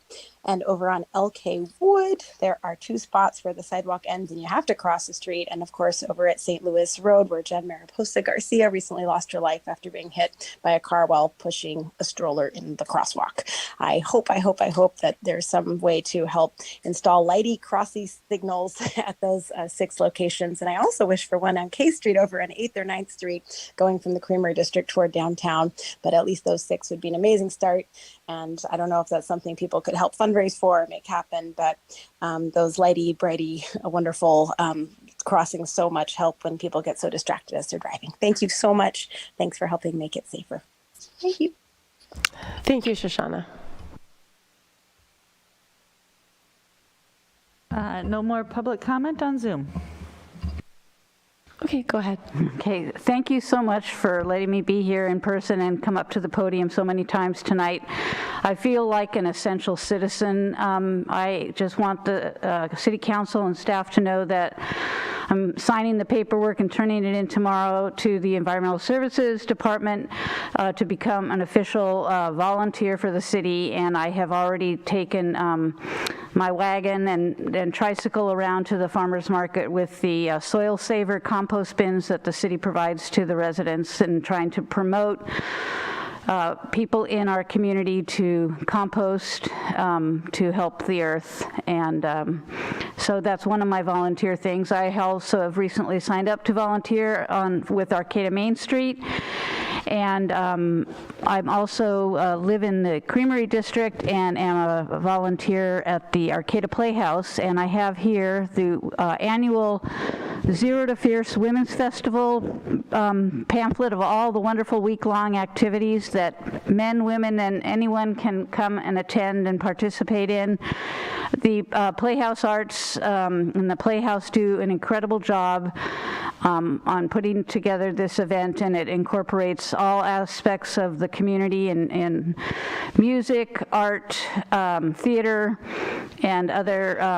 There's going to be a wonderful walk in the marsh on Saturday morning that I highly, highly, highly recommend.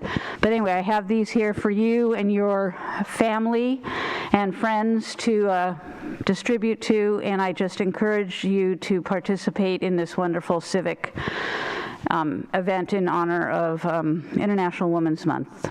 So thank you. Thank you, Joanne.